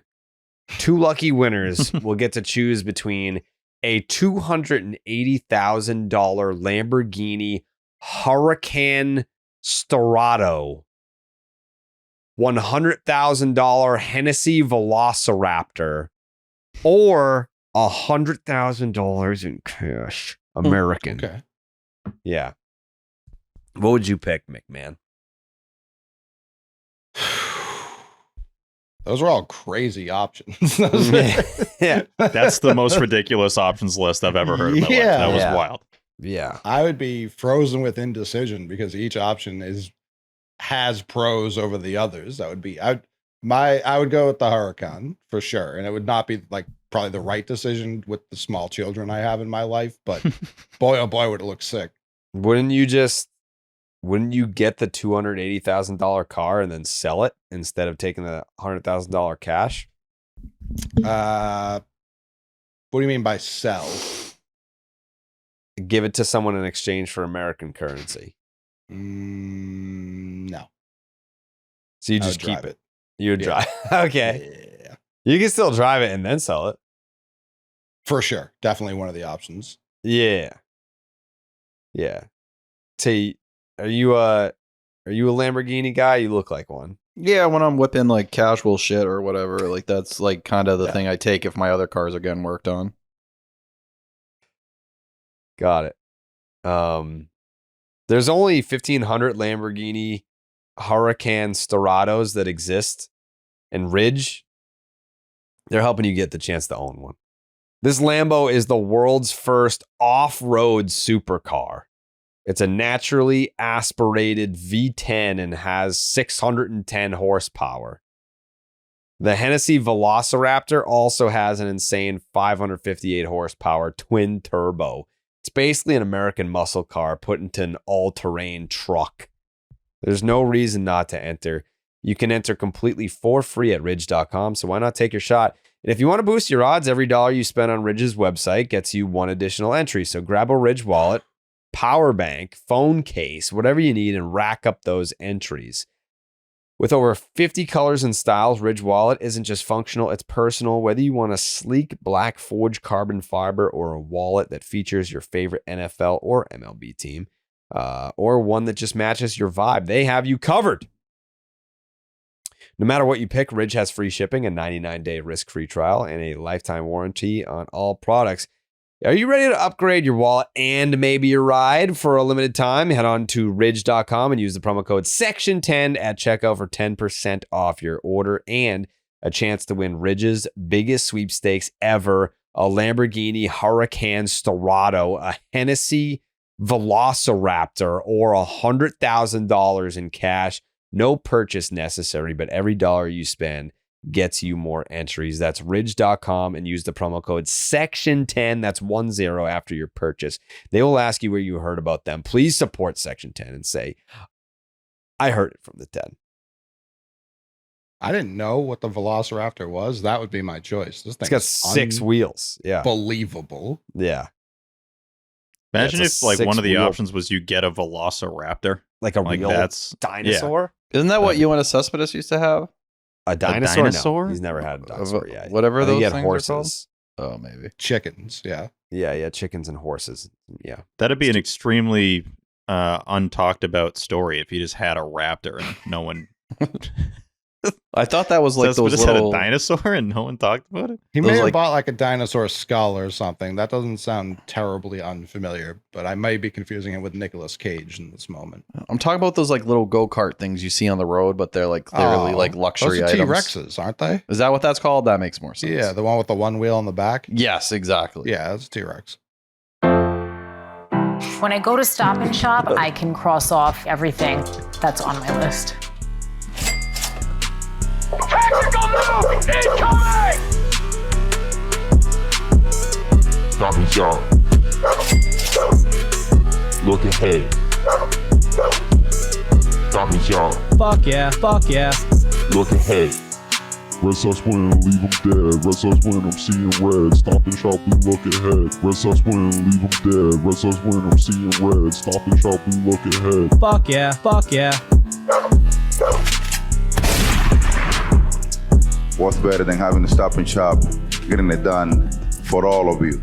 The Stop and Shop look ahead, brought to you by Stop and Shop. Head on down to Stop and Shop right now. Use promo code Section 10 to get 10 cents off your tangerines when you buy at least 5 pounds of tangerines. Only at Stop and Shop. It's a 4-game series in Baltimore against the Orioles. It's going to be Brennan Bernardino against Tomoyuki Sugano. Nailed it. Good. Lucas Giolito versus TBD, Brian Bayo versus Cade Povich, and Garrett Crochet in the finale against Dean Creamer. It's Bernardino. Like, we don't need to go into the numbers there. Sagano, 10-5, 3.97 ERA, 127 WHIP, 5.8 strikeouts per 9. His last outing, it was against the Red Sox, 5 innings, 5 hits, 1 run, 0 earned, didn't walk anyone, only 3 Ks. His only run allowed was on a balk. Red Sox had 7 hard hit balls in the game. Roman and Romy. He has a 1.91 ERA across 28 1/3 innings in his last 5 starts. The Orioles are 16-8 when he starts, and they've won 5 straight. Lucas Giolito, 8-2, 3.72 ERA, 127 WHIP, 7.4 strikeouts per 9. The road has been an issue for Giolito in the second half. 4.99 ERA across his 5 road starts in the second half. 1.26 ERA in his 2 home starts in the second half. He did absolutely own the Orioles back in May. 7 innings, 6 hits, 0 earned runs, 2 walks, 6 Ks. Got a no decision in the loss. Red Sox are 14-6 when he starts and are 5-2 since the All-Star break. Brian Bayo in Game 3, 10-6, 3.07 ERA, 122 WHIP, 6.8 strikeouts per 9. After his poor outing against the Padres, Bayo has bounced back in his last 2 starts, 13 1/3 innings, 7 hits, 2 earned, 2 home runs, 1 walk, 7 Ks, a 1.35 ERA. Bayo was solid against the O's back in May as well. It was only a 4-inning outing, but 6 hits, 2 earned, 1 walk, 7 Ks. That was back before Cora trusted him seeing the third time through the order. Red Sox are 13-10 when he starts and 4-1 in his past 5. He's going against Cade Povich, 2-7, a 5.13 ERA, a 1.43 WHIP, and a 9.9 strikeouts per 9. This guy sucks. Somehow started the game. The Red Sox won 19-5 against the Orioles, but only allowed 1 earned run.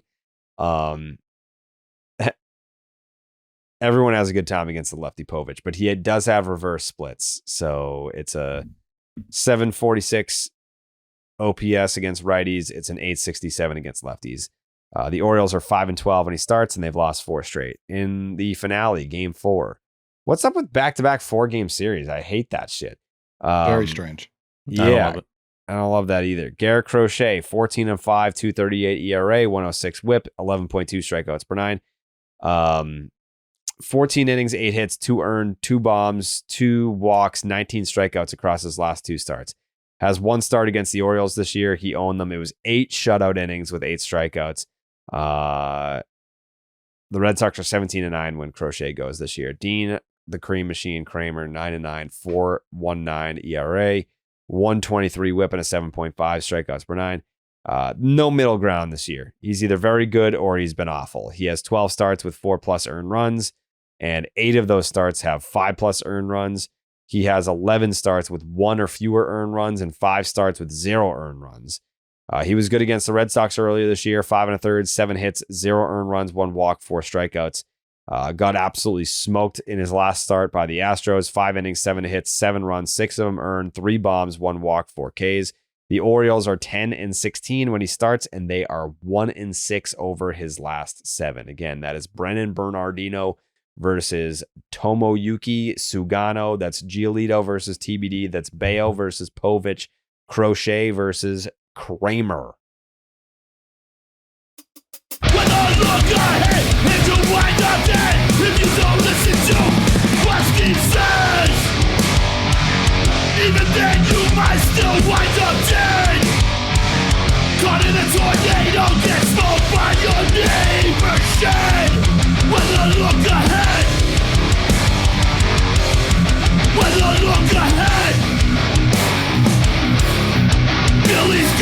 Bears!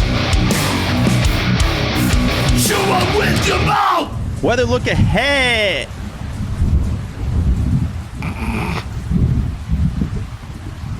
Why do you fucking... What'd you stop for? Weather look ahead. Brought to you by Billy's Gummy Bears. Chew 'em with your mouth. You chew 'em with your mouth. You chew 'em with your mouth, Jared.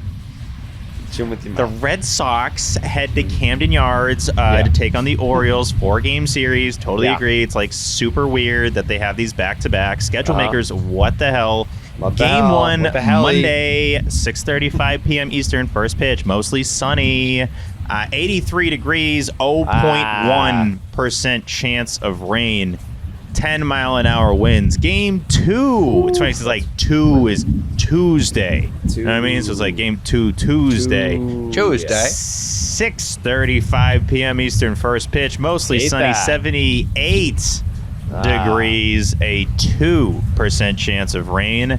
That's a 2-2 there. Game 2 Tuesday, 2% chance of rain, 7-mile-an-hour winds. Game 3 is on Wednesday, folks. Another 6:35 p.m. Eastern first pitch. I don't hate the 6:35s.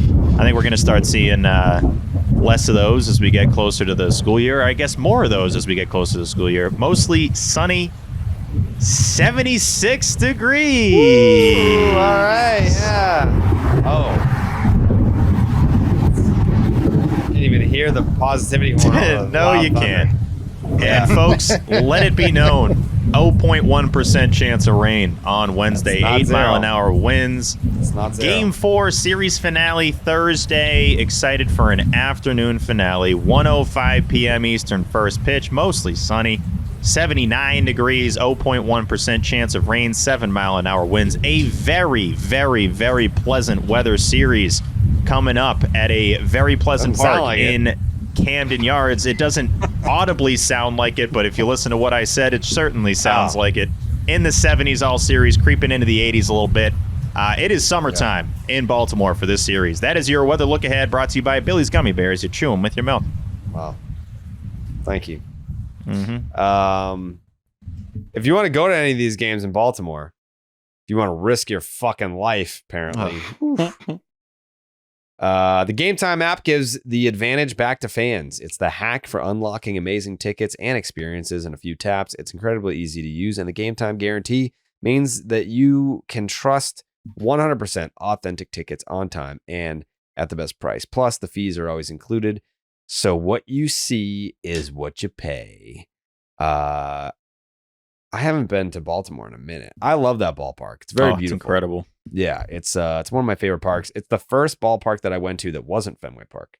Back in 7th grade. Yeah. A little road trip to Camden Yards. It's a beautiful ballpark. If you have the chance to go, download the Game Time app. Fees are included. Know your total upfront with no surprise fees at checkout. Save even more when you choose a section and you let Game Time choose the seats for you. Snag new ticket deals before anyone finds out by following your favorite teams in the Game Time app to receive alerts. Get a panoramic view from your seat in the app before you buy. The lowest price guarantee or Game Time will credit you 110% of the difference. The Game Time ticket coverage, your purchase is covered with the most flexible customer service policy in the ticketing industry. Take the guesswork out of buying tickets with Game Time. Download the Game Time app, create an account, use the promo code SECTION10 for $20 off your first purchase. Terms apply. Again, create an account, use the promo code SECTION10, SECTION10 for $20 off. Swipe, tap, ticket. Go. Download the Game Time app today. Prediction time, T-Dog. Yeah, I think many people forget that Brennan Bernardino, the opener, is quite the weapon. At least looked like he could really handle the role the last couple of years. It's a 1.26 ERA and 10 different opportunities working as an opener. For the rest of this series, when you have Lucas Giolito doing his thing, or not Lucas Giolito, but you have Brian Bayo and Garrett Crochet in 2 of those games, I'm going to expect wins out of those 2. I know Kyle Bradish is probably slated to return on Tuesday, his first time coming back since having Tommy John a year ago. He should be pretty rusty as well. So a combination of all that, give me 3 out of 4. You probably find a way to lose one of these games in a pretty annoying way, but I'm taking a series win. Steven, I bet I know where you're going to go. Do you? Orioles won 1 out of 4 from the Astros since they played the Sox at Fenway in a very annoying 2-game series. The Red Sox not facing Trevor Rogers is beautiful. Love that. That's really, really cool. The O's still a top 10 record in baseball since the start of June. However, 26th in the majors in team ERA and give up the 5th most homers in baseball. Look for Roman Anthony to hit one off the damn warehouse this week. I really hope that happens. Giolito, Bayo, Crochet, always love that trio. And Crochet, by the way, not super surprising, but very, very good on the road. 10-2 with a 2.43 ERA this season. That's what you want to see from your ace. I'm going Red Sox 3 out of 4. Wow. Yeah, are you surprised? Mm-hmm. I think it's, I don't know. I was watching the Jays games a lot closely, or even the scores a lot more closely 2 weeks ago. I'm not saying I'm giving up on the division, but a big part of me thinks that it's just going to be kind of this 5 games, 4 games, 6 games the rest of the way here. The Jays have the Twins, Brewers, Reds, Yankees, and Astros coming up next. Let's give up. Let's give up. Let's give Sox winning 3 out of 4. I want the wild card, baby. Let's go. I want the home wild card. That's what I want. Let's do it. I want that. I prefer that. I prefer the home wild card. I want fully in. When the playoffs start, I don't want to fucking wait. I want to play ball and I want to play the Yankees. You want to play offs immediately. Off at Fenway.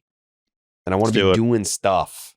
Live show. Bang. Live show. Okay, boom. Bang. Put it up. Bang. Coley Mick. So I feel like people forget how fucking annoying Cade Povich is for whatever reason against the Boston Red Sox. This isn't a one-start thing. It's the last 2 years, 3 years, T. Yeah, every time this asshole pops up, they show the pregame. He's got a 5.41 ERA. They're like, this guy really sucks. You watch him, you're like, this guy really sucks. And then the Red Sox don't score any runs against him. So for that reason, I'm going with a split. Wow. You do get Rob Refsnyder back. I know you mentioned the reverse splits, Jared, but he should be back on Monday. Okay. I don't know how to feel about this series. The start times are weird. It's throwing me off. Like the Orioles, are they good or are they bad? Don't know. They're playing better, but they're not. They don't have their best starter going. It's on the road. The vibes have been high over there. They got Frank the Tank spraying people with hoses and shit.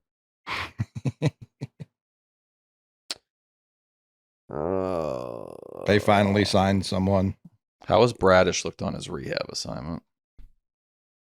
Is this like a Shane Bieber-esque rehab assignment, or he looks pretty fucking good? I do. I care about Shane Bieber. That's not no. About Kyle facing him. Yeah, sorry. Definitely not going to see Biebs this series. Nah, he ain't coming to this one. You know, I want to say 3 out of 4, but like, you never see back-to-back 4-game series, and it's like, what are the odds that the same result happens in back-to-back of those? See, I don't know. Just feels like if I'm playing rock, paper, scissors here, I don't know that we're going rock in back-to-back series. T, what are you doing, brother? I thought we were doing rock, paper, scissors. I don't know if that's what that was. That's not. Yeah, that's not. That's rock. Yeah, but it was a little too quick. Well, you didn't get to the point. Yeah, rock, paper, scissors is a little bit more slow paced. You know.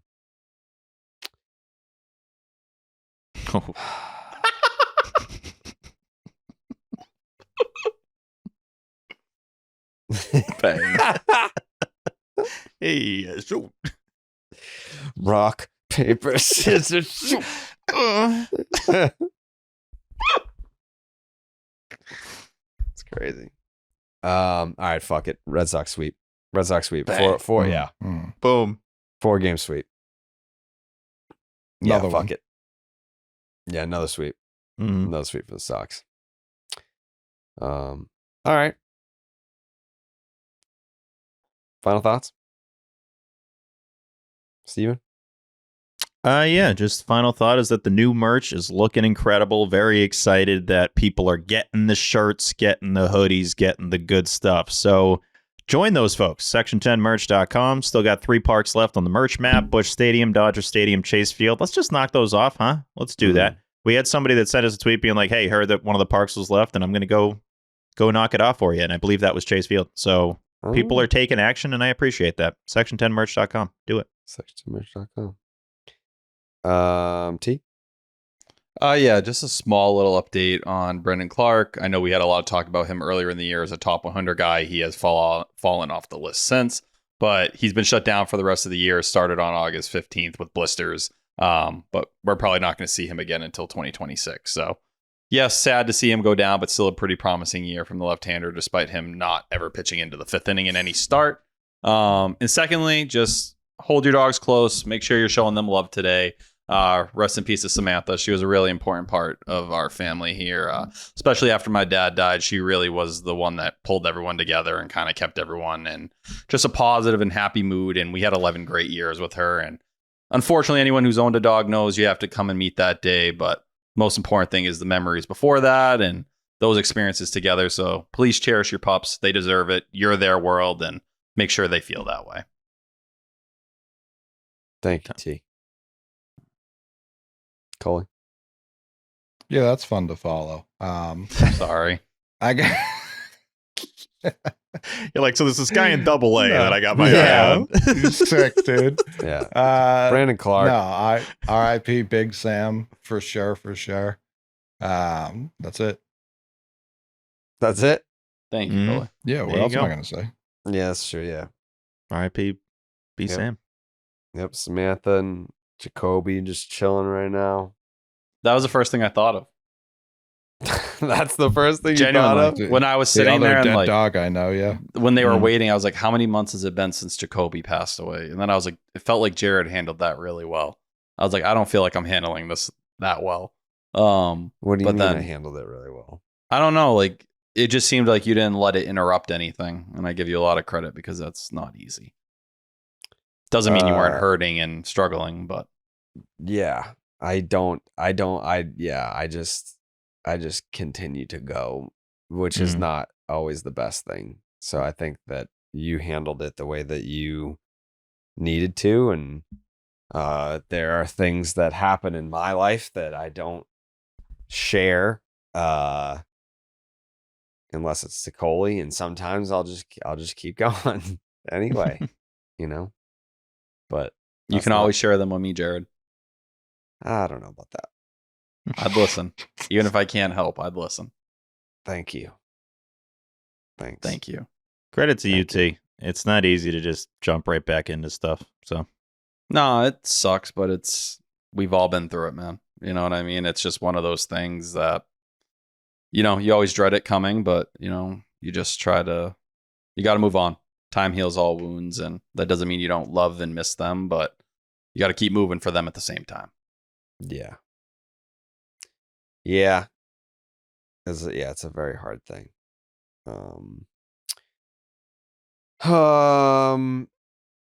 Section10merch.com and redsox.com/section10.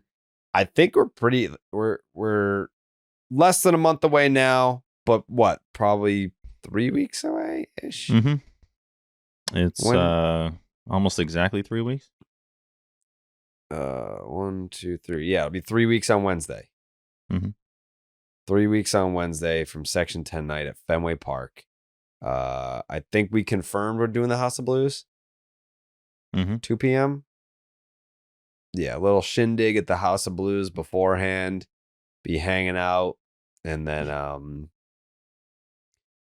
pretty sure we're close to passing the ticket sales from last year, and we still have 3 weeks to go. So redsox.com/section10 for tickets, and hopefully we'll see everybody there. It is 2:30 in the morning. I feel bad for T. I'm sure you're exhausted, so we keep it moving. Thank you everyone for watching and listening. Go support T by buying a t-shirt, and we'll be back here Thursday night, Friday morning for everyone else. Jesus. Well, at least it's a 1 o'clock Thursday game, so at least it's not a night. Okay. Thursday. Thank God. That's big. All right. That is big. All right. Doop. Buenas noches, amigos.